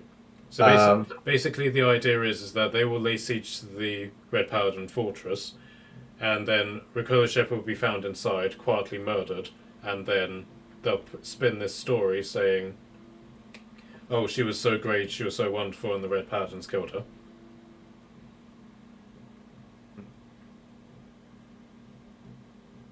But sure, there must be a way for redemption.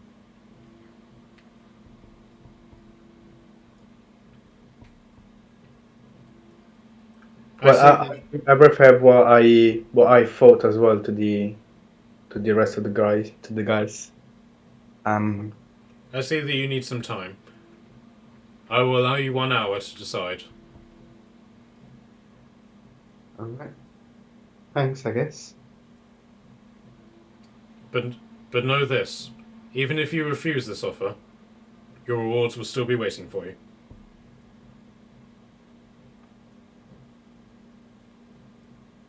Is there any more, in any other ways that we can help that is not in those matters?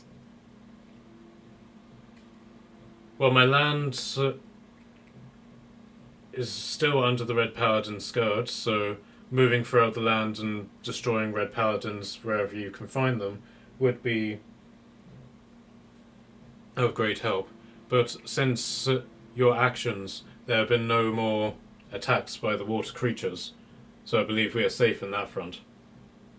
Destroying the Red Paladin threat is the only thing that endangers my kingdom now.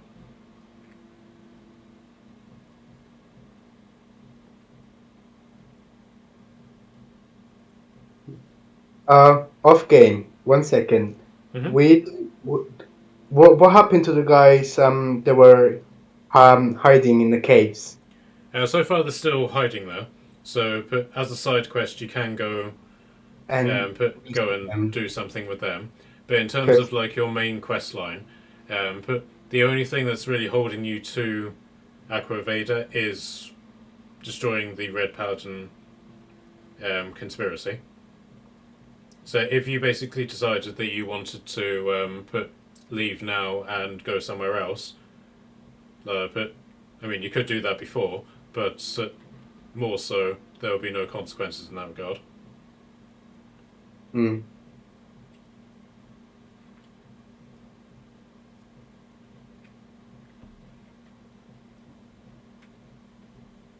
I think Kashan, with his sort of like military background, would understand the need to remove the threat. But obviously, he does understand, particularly his religious companion's views on the root issue, which seems to be the sort of dishonest part of things. I was gonna say, we were saying we had an hour, right? Yep. To decide. Yep. I'd like to spend some of that praying. I'm just gonna, whether we're staying in here or like if we go to a separate room, wherever we are for that hour, I just want to light a piece of incense, hold a couple of gemstones in my hand, and I just want to talk to Lyria about this. I just want to tell her my confusions and my worries about this whole situation, ask whether this is the right path to go on, and whether it'll save and do more good, or whether I should stick with my reservations. And I'm just gonna close my eyes and just try to listen, see if I can get a response or like a gut feeling or anything. Okay. Alumba, where do you stand? I'm gonna just kill them all anyway. Okay. So, Kashan and Alumba, you want to fight. I'll do what he wants. Okay. Tordum could go either way, and then the Morela and Turek don't want to fight, is that correct? kinda, yes. I'd prefer not to fight, sort of thing. Okay. Right, so but you're talking to Lyria, but Yeah. Turek, is there anybody... So do the rest of you want to talk to anybody else? Bear in mind you do have your sending stones and stuff to talk to the alphas if you want. I don't know how much the alphas can help us out in these things. But just asking them doesn't hurt, right? I'm more than happy to give Turk the Sending Stone to have a chat with the Alphas if that would put him more at ease. Yeah, sure. Let's give it a try. Okay, so you take the sending stone and you basically just say to it the alphas, and there's a long silence as nothing happens, and then you hear the posh voice of George, and you say, "Yes, Alpha resident." Alpha residents. Hello.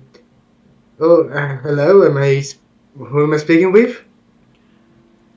You are speaking with the head of staff of the Birch Estate, sir. May I inquire as to who you are? Hello, kind sir. I hope you're gonna remind me. This is Hiroc, from the company of lads. Yes, I do remember him. They are right now in Aquaveda, and I'm briefly explaining what the situation is. And I was thinking if I can ask someone for some help on what to do? Of course, sir. Please hold while I place Lady Jennifer on the phone. Yes. Phone. So- What's a phone, guys? So there's a moment's silence, during which you hear a small voice going, "Hello. Padwin. Yes, I'm Padwin. Ooh, this stone looks very tasty. Don't eat it. Padwin, don't eat the stone. Guess Not what? again. Guess what I did today? Did you lick yourselves? No. Well, yes, I did. But guess what? Daddy spent lots and lots of money, and he bought a spell of polymorph so that he could put that into a spellbook, and I ate it. You So gave the spellbook or the polymorph? I ate the polymorph, and now when I sneeze, I affiliate. Ref.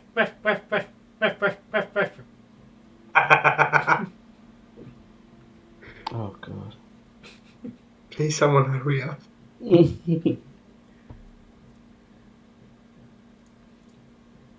Master Padwin, please put that stone down. The Mistress Jennifer for you, sir. Oh, Jennifer. Right. Hello? Just for Olympus' point, this is Jennifer, the leader of the Alphas. I see. Turek, that's your name, isn't it? Yes, love. What's your status? What have you got to report? We've got something on our hands, and I would like I would like a suggestion on the best course of action.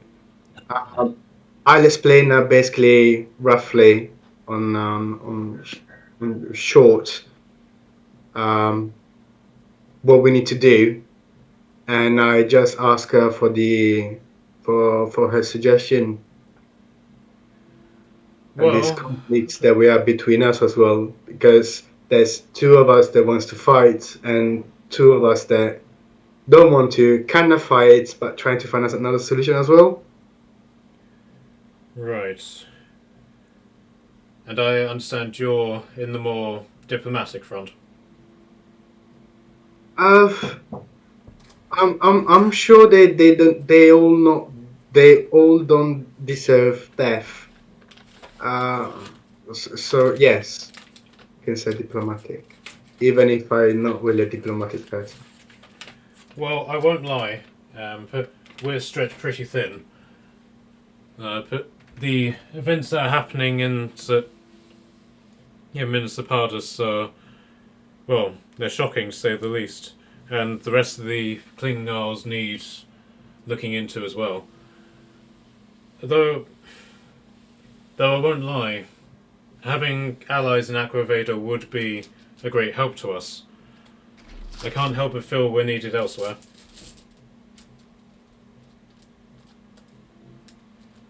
Hmm. But what exactly is the king requesting of you?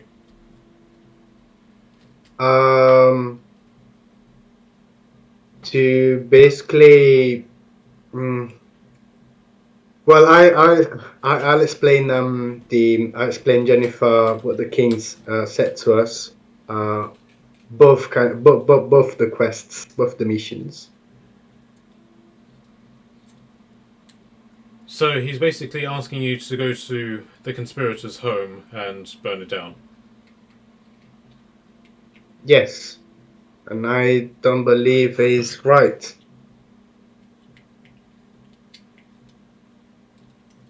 Well, I do appreciate the moral concern.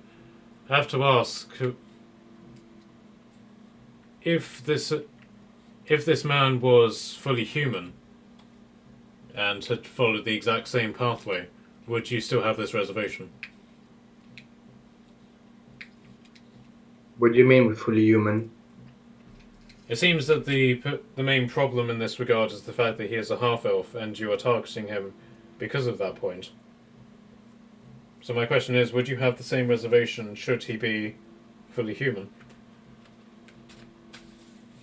I value people as souls, not for not for the race and not for the from. I see. Well, of course, I could order you to take action in this regard, but my suggestion is that you return to us so we can redeploy you. However, if you choose to remain in Aqua Veda, then we will hold out for you. Of course, have you thought about simply declining this mission, but being ready for the next?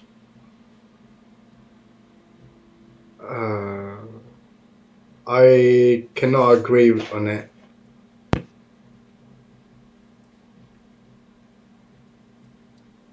So what was that? Not really. No, not yet. Would Turk be inclined to the siege of the Red Paladins for us? Is it the burden of the house and stuff that's the issue of it, or It's the matter of bailing someone else of acts that you do. This is not balance. This is not. the dishonesty? Yes. I'm sure the Red Paladin deserve the worst. But I'm sure there's gonna be more than one way to achieve it. And if you guys think that maybe the king is right and maybe we all supposed to go for that way, I believe that I should step back from the group and go for my way. At the end of the day, the decision is yours. You are, unfortunately, you are Scott's team, and only he can really have any authority over you. However, I would suggest that you come to Northwick and accept your new assignments. Perhaps it is time that we get back on task. Sorry that I cannot be of more assistance. That's okay. Well, thanks for the help and thanks for the chat. Safe journey. And the stone goes silent. Well, guys, I have expressed my opinion. Your decision is yours to make. Okay, before we carry on in that regard, Morella is trying to commune with Lyria, so can I get a religion check from you, please, Charlotte? Yep, sure can do. What do I add to my religion? That is solid 19. That was very musical. Mm-hmm. Thank you. I'm not sure why. I'm listening to a really sad song right now. Okay, so Aziraphale reappears to you, looking some significantly less flustered than he was, and is that I've been sent to you to provide you some insight, it seems. What words of wisdom can you share with me today? Well, I understand that you are hesitant to do this based upon the problem of prejudice. Yes. You must forgive me, this concept is somewhat alien to me. In my home, we just simply are. There's no them or other that we are familiar with. Sounds very nice. It can be somewhat boring, but But I ask you, if the racial prejudice wasn't a problem, would you be inclined at all to engage in this? Well, I was thinking about that. If, for example, Lord Asraphel wasn't a half-elf and say it was purely human, it would change that aspect of it, but it's, I don't know, the idea of putting that red paladin uniform on seems to irk me from all the harm they do in general. It's more of the issue. The idea of, you know, performing crimes under that alias.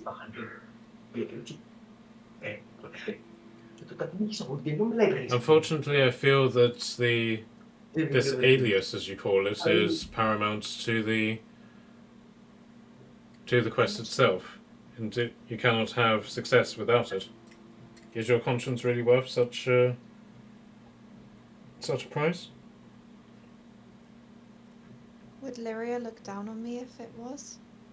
Do you That's- believe that she will? It's the bit I have faith that I'm trying to do this for the greater good, but I'm very new to this big world of violence and politics and race. And I'm scared that if I perhaps even put one toe out of line, that maybe she wouldn't be there anymore. And I know that's very silly because she's been there my whole life for me. I'm just scared of losing the one thing I've always had, I guess.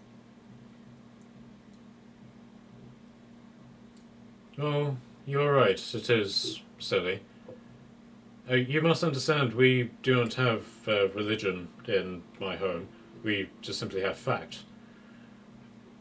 But it's been my belief that righteousness is in just action. So as long as you believe that it is right in here and in here, he points to your head and then your heart, then you will be a good person. Or not. That is what free will is.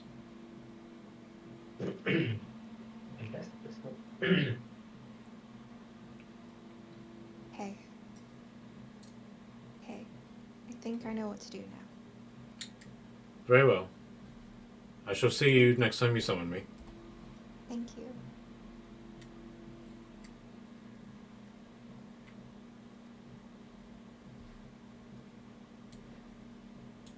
Would you like a hug? Are you dressed? I am wearing a hat. Frank, I would love a hug, so long as you put a robe on and are decently covered in level of what I see as covered. Is this better? Sure. And I'll give Frank a hug. Okay, is there anything else that people would want to do in their hour? No. Okay, so your hour comes to an end, and you're brought back before the king. But time for you guys to make a decision.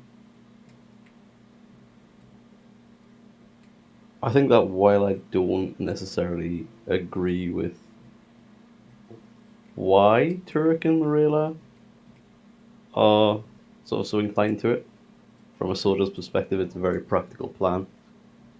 I do understand their reservations towards it. And after the conversation with Jen, I do think that our overarching mission was to be hunting down these escaped prisoners, which maybe we should be getting back on task with.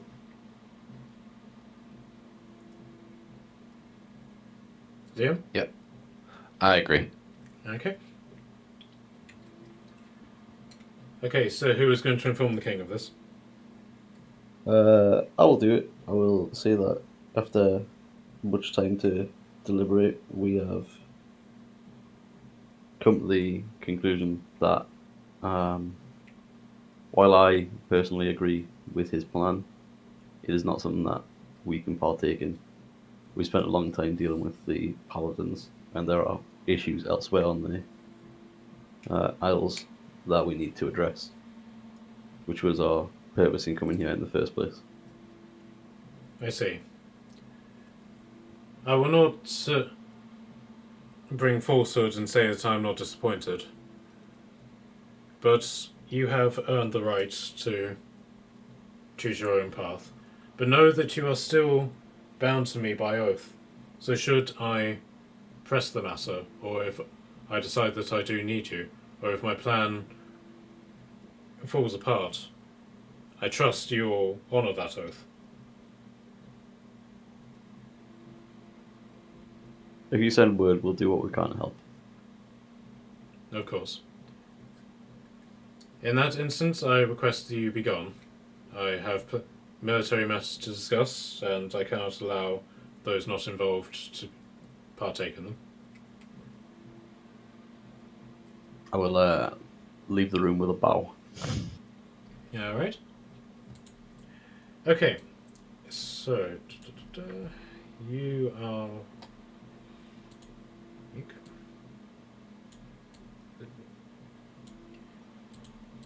Okay, so you guys are now in the Palace District, having been removed from the palace itself. Where do you guys want to go now?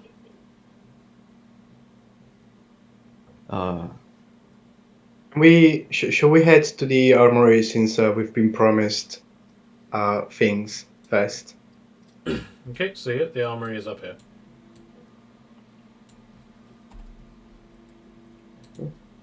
You guys all happy to go up there? Yeah. Okay. I haven't actually updated this since I was There's a little bit of traffic. So, guys, first of all, I'm sorry if all the group went down over one request and over me saying certain things, but I do really appreciate the outcome. No, of course. You and Marilla have very sort of religious characters. I do respect that side of things. And like I say, I think Kashan's rather respectful of that, but also can appreciate where the king was coming from on his side of things. I think the nudge from Jen to get back on task was more of the sort of thing he needed to swim either way. Well, overall, I'm really faithful, and I'm sure we can find another solution of this problem. Another paladins are a major cause in this region and this nation right now, and it needs to be dealt with. But I'm sure there's gonna be more than one way to it. Well, we'll deal with that when it comes to it. Yes. To the blacksmith. Right, so this area is in somewhat of a ruin. There's been quite a lot of fighting going on here. But the bodies have just simply been piled up in the corner on the other side of the bridge, so this area is pretty much clear. Majoritively, this is where the wounded have been taken. And then occasionally there are places where people are like guarding particular armories, and the royal armourer is doing what he can to try and salvage all of the spent weapons and things like that that have been destroyed in the battle.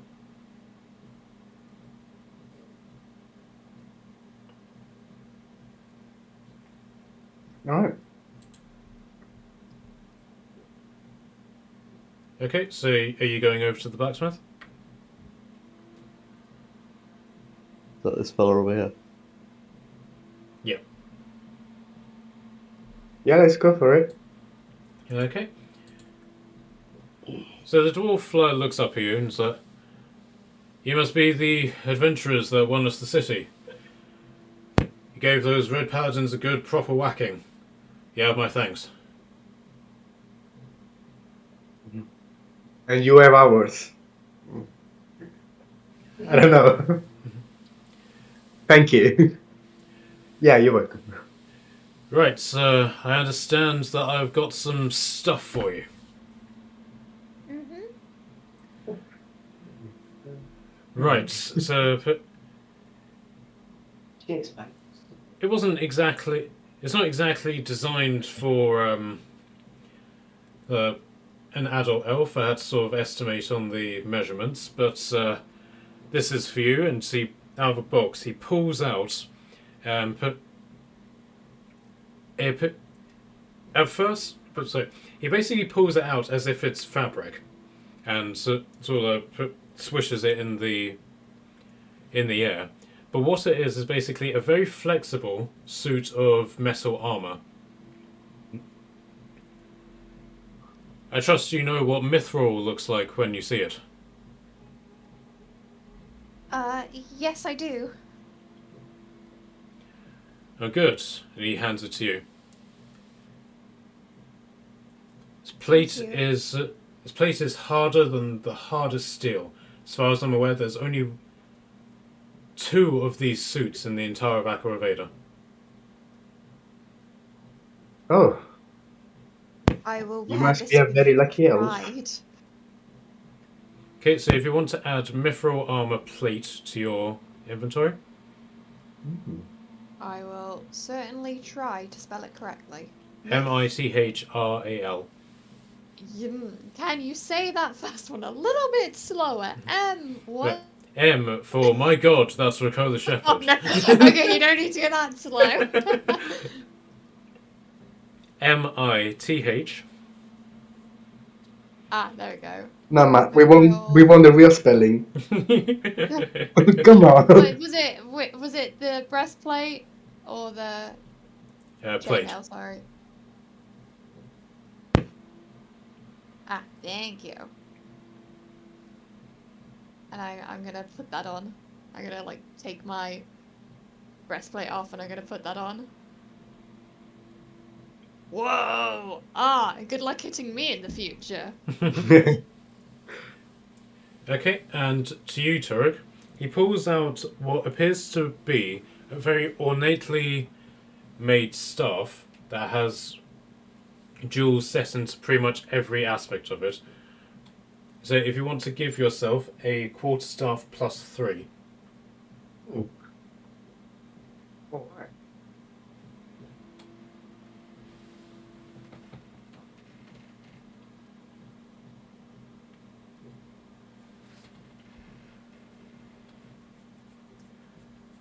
Unfortunately, I wasn't given any instructions as to the rest of you. I have other requests. I see. Well, hopefully when this war is done, then those requests will be fulfilled. Well, do you have any further business in Aquaveda? As a conversation piece with the group, if we're going to be leaving Aqua Veda, we could potentially sort of obviously sell off the breastplates and stuff back to these guys to kind of restock. That's a clever idea. I've got now a breastplate, a armor of gleaming breastplate. It's very clean. I'll discuss with the blacksmith like what we have inventory wise, and if it would be of any help to him, and if he could like offer us anything in response, because we have 9 breastplates, a chainmail, a greatsword, 8 long swords and shields, 2 hand axes, and 4 long swords of wounding, and a great axe. Well, I'll be perfectly honest with you, Lord. The royal court isn't exactly flush with coin at the minute. If you're looking for a good deal to make yourself rich, you won't really find it from selling the items back to the crown.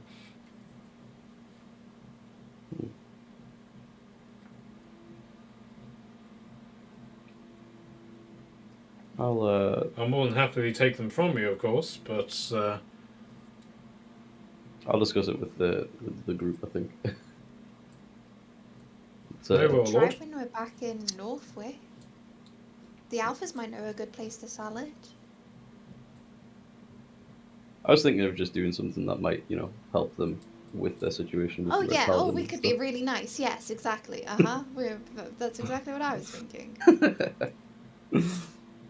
The soldier part of me is definitely to lean towards like maybe at least donating like the swords and shields because they're not worth that much. I don't believe. That sounds a good idea. Uh, We definitely need to make some money because we obviously need to buy a boat. yes. And I'd like to get maybe some more diamonds and maybe some healing potions. Most definitely. Healing potions sounds like a very, very smart idea. That we should 100%. We have a thing of all liking to spread out during battle, and it's very stressful. I mean, yeah, no, I mean, it's something that we can sort of like discuss like later on. I was just sort of curious from the Forge Man's perspective. Does he know where Hiroc is regarding Olumba's request? Hiroc is still in the palace discussing the battle plan with the king. Okay. Basically, your request and Olumba's request were basically they would come into action once the war with the Red Paladins is over. Okay.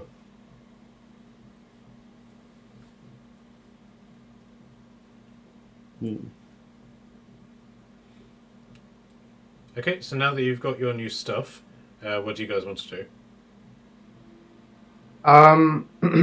I've got some stones to sell before we depart, and as promised, I wanted to give a diamond to Mariella because she asked for it. Thank you. I will add it to my inventory. Should we maybe head back to like the alpha base for now and then like work out what we're gonna do for it? Like moving forward?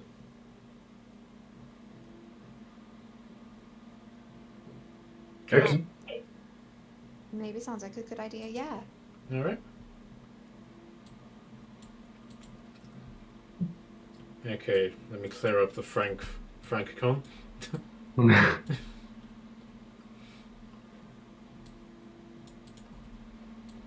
Okay. Right.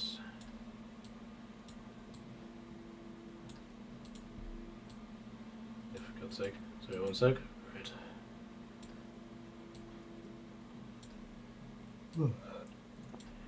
Okay, so as you come back to the Alpha base, you obviously see that the Francicon has been cleared out. What are you doing, Cap? But yeah, so you see that the Francicon is cleared out. By the base of the tree, however, you can see a bag of a small pouch with a note attached to it. We'll inspect in the hopes that it is my 100 gold from. Who's the guy that I made the bet with? Bruce. Yeah. So, okay, so you open it, and inside is it's not 100 gold; it's 10 platinum pieces, and the note basically says the bet's fair. That's cool. Ah. Okay. I accept the 10 platinum pieces. It is an equivalent. Yep. All right. Okay, so you're heading inside. Yeah, I guess. Yep.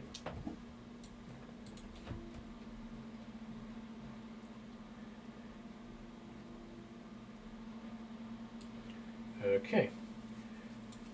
Right. So how long are you planning on staying here? Well, I think we should, like, if we're like determined that we're going to be heading in north, we should probably like sort of head out sooner rather than later. Like, I don't think we should be getting embroiled in the politics of this place. What are we gonna do with Baldwin? So I had every intention of taking the horse with me. which is why I was looking for a ship. Ideally. We've got a bit of money. I'm pretty sure we could. Well, No, that's me. I don't know how much like ships are. Would we know how much ships are, almighty DM? Right, so you wouldn't know immediately, but you are in a place that has a lot of books in it. Oh, we should read. We'll read to find out.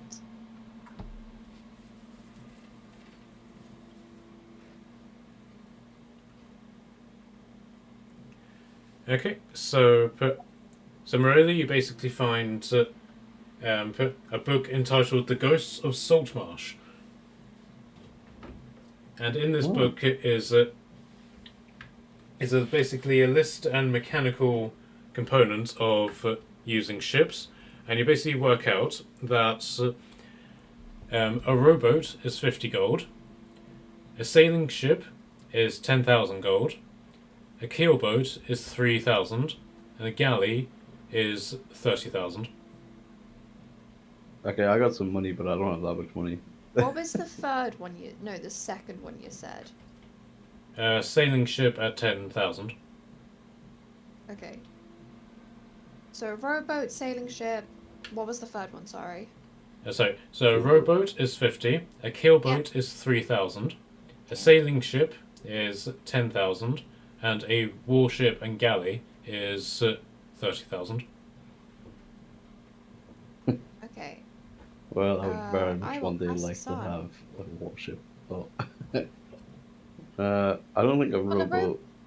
A rowboat's a bit small. How big's a keel?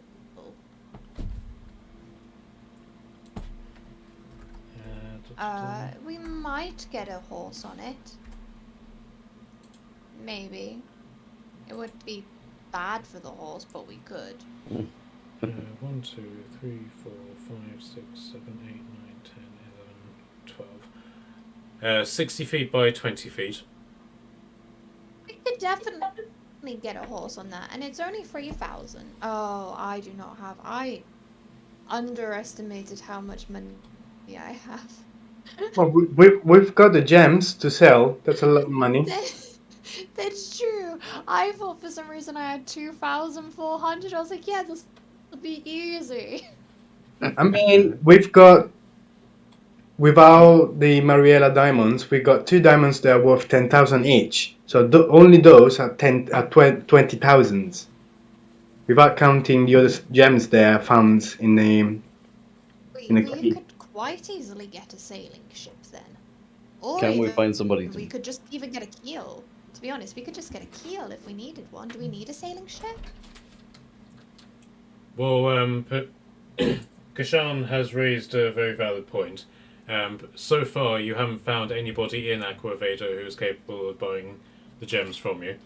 The closest that you've got is the noble dwarf that you met whenever you first arrived here, and he has specifically said he doesn't have enough to buy anything more than $1,000 from you.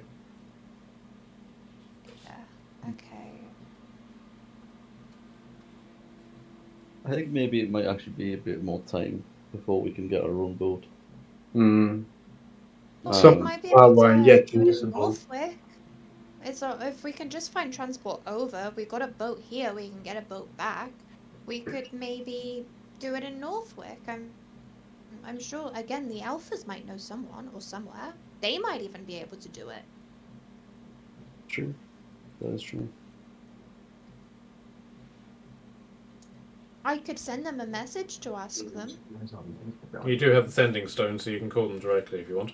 That's true. I forgot about that. I forget we have that. How about idea? How about buying a boat with the gems without selling the gems? Well, so like a ship for the gem. Well, yeah, we could get 2 diamonds is 10,000. A sailing ship's 10,000, but it would depend whether you're willing to, do that with your gems. Yeah, I mean, it's for the group. It's not for me. I don't need them either. I'm just carrying them. I think we should try at least. I don't see why it wouldn't not be worth a shot. Okay, you do remember the king said that the shipyards aren't working at desirable levels, so it's possible that you don't know, but it's possible that there might not actually be any ships or good ships for you to actually work with. Hmm.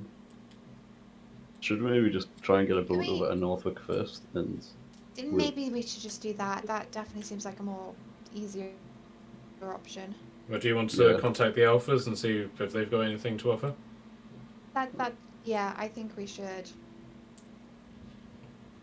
Okay, so who's going to call them?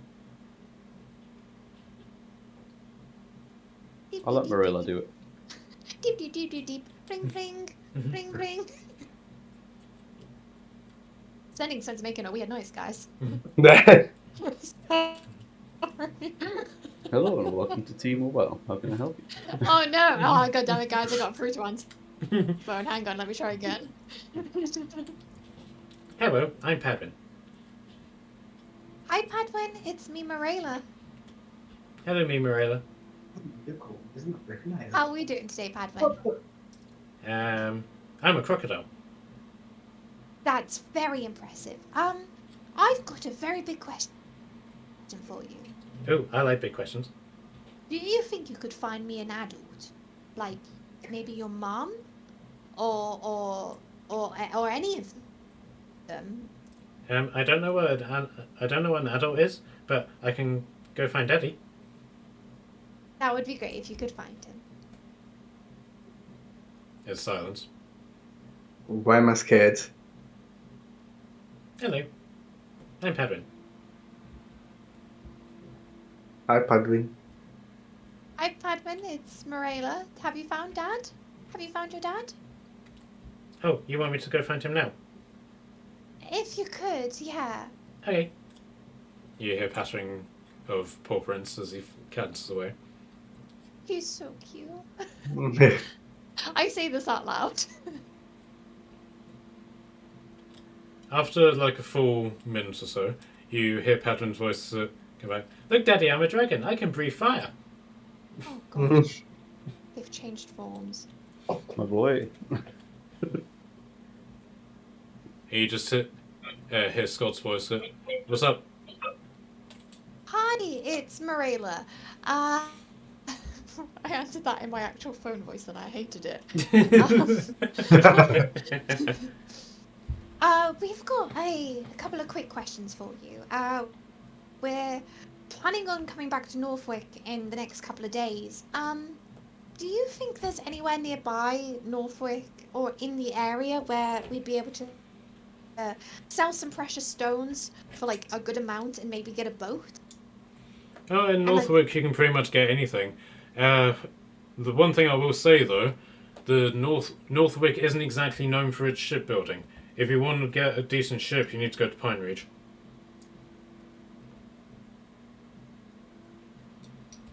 That is a little bit of a detour for us, though. What do you need a ship for? Well, I to think long sail. term. For long term, yes. Thanks, Kashan. Right. The most important part is currently at the moment selling these gemstones we have, Work. getting some potions and selling some armor. The boat is definitely something we'd like. Even if there are a couple in Northwick, we'd like to have a look. You could point us in the right direction when we're there. Well, yeah, We're just trying to- Northwick is kind of like the trade centre for the Clinging Isles. They're the only place that's linked with places like Waterdeep and Neverwinter. So if you're going to find anyone who wants them, it will be in Northwick. But if you're looking to hitch a ride over to Northwick, though, but Northwick and Aquaveda have a military alliance, and Northwick provides troops to bolster the Aquavedan fjord. And from what we can tell, there's a group that's waiting to head over there now. So it's quite possible that a ship's on its way to is getting ready to head out to Northwick now that you've sorted out the problem with the Red Paladins. You might be able to hitch a ride with them. That's very helpful information. Very. Thank you. We should hopefully see you in a couple of days then. We just wanted to plan ahead and let you know that we were coming. Alright. Just one question though. You've got the alpha base back up and running. What are you going to do with it? What can we do with it? Well, normally it can be here. normally the idea is that you would leave somebody in charge of it, whether they be a member of the Alphas or an Alpha contact, like we did with Ethan.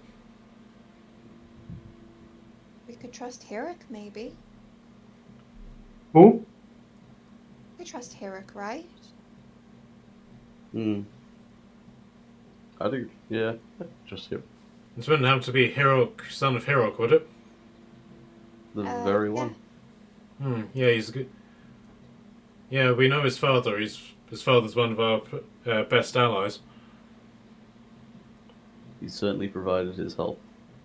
Well, yeah. And he has a few allies in his ranks. Maybe that would be a good idea. It's something to dwell on well before we leave. Alright then. Well, is there anything else that you need? Well, you got me? Padman, put that down. Completely out of the blue question. Where did is Clarissa there? Or is she in at home, like my home? No, she's here. She's just a bit preoccupied. And you hear Padman's voice. Mummy and Auntie are having naked cuddles. Oh, okay. Thanks, Scott.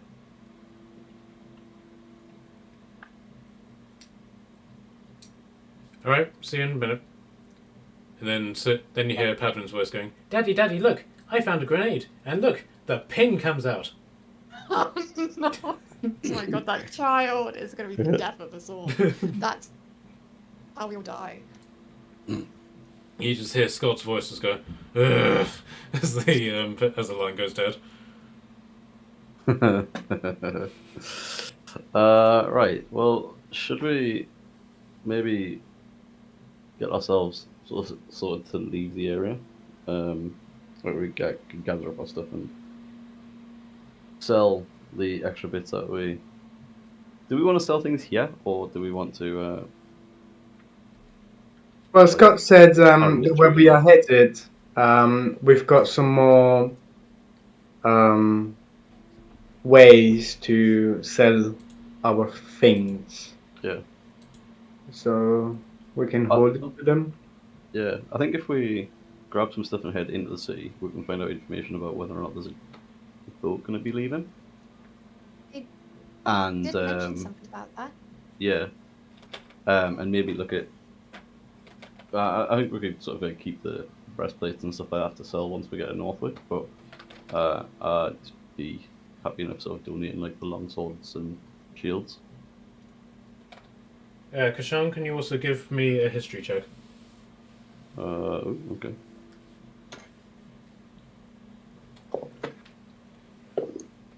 Uh, 15. Okay. You remember that but throughout the sort of like time that you've spent in Aqua Veda, you've become aware of sort of like treasure trove, which is on an island to the north of Aqua Veda as well. So if you could find some sort of way to to travel by sea, that you can also check this out as well. I do have that sort of marked down. The other thing was that I was thinking of. Obviously, we mentioned Hiroc for somebody to keep an eye on. We also have the like elf that we asked to join us. That went on to help the people in the cave. He could also be somebody who could Have a look over the alphabets. Yes. What was their name though? Was it? Erasne, I think? I've got it written Erasne, yeah. down. Yeah. So that could be something to like consider. Yeah, that's a good idea. There we are.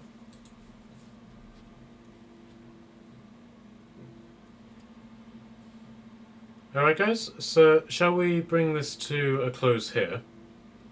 Yeah, we'll make Yeah. the rest of the decisions sort of leading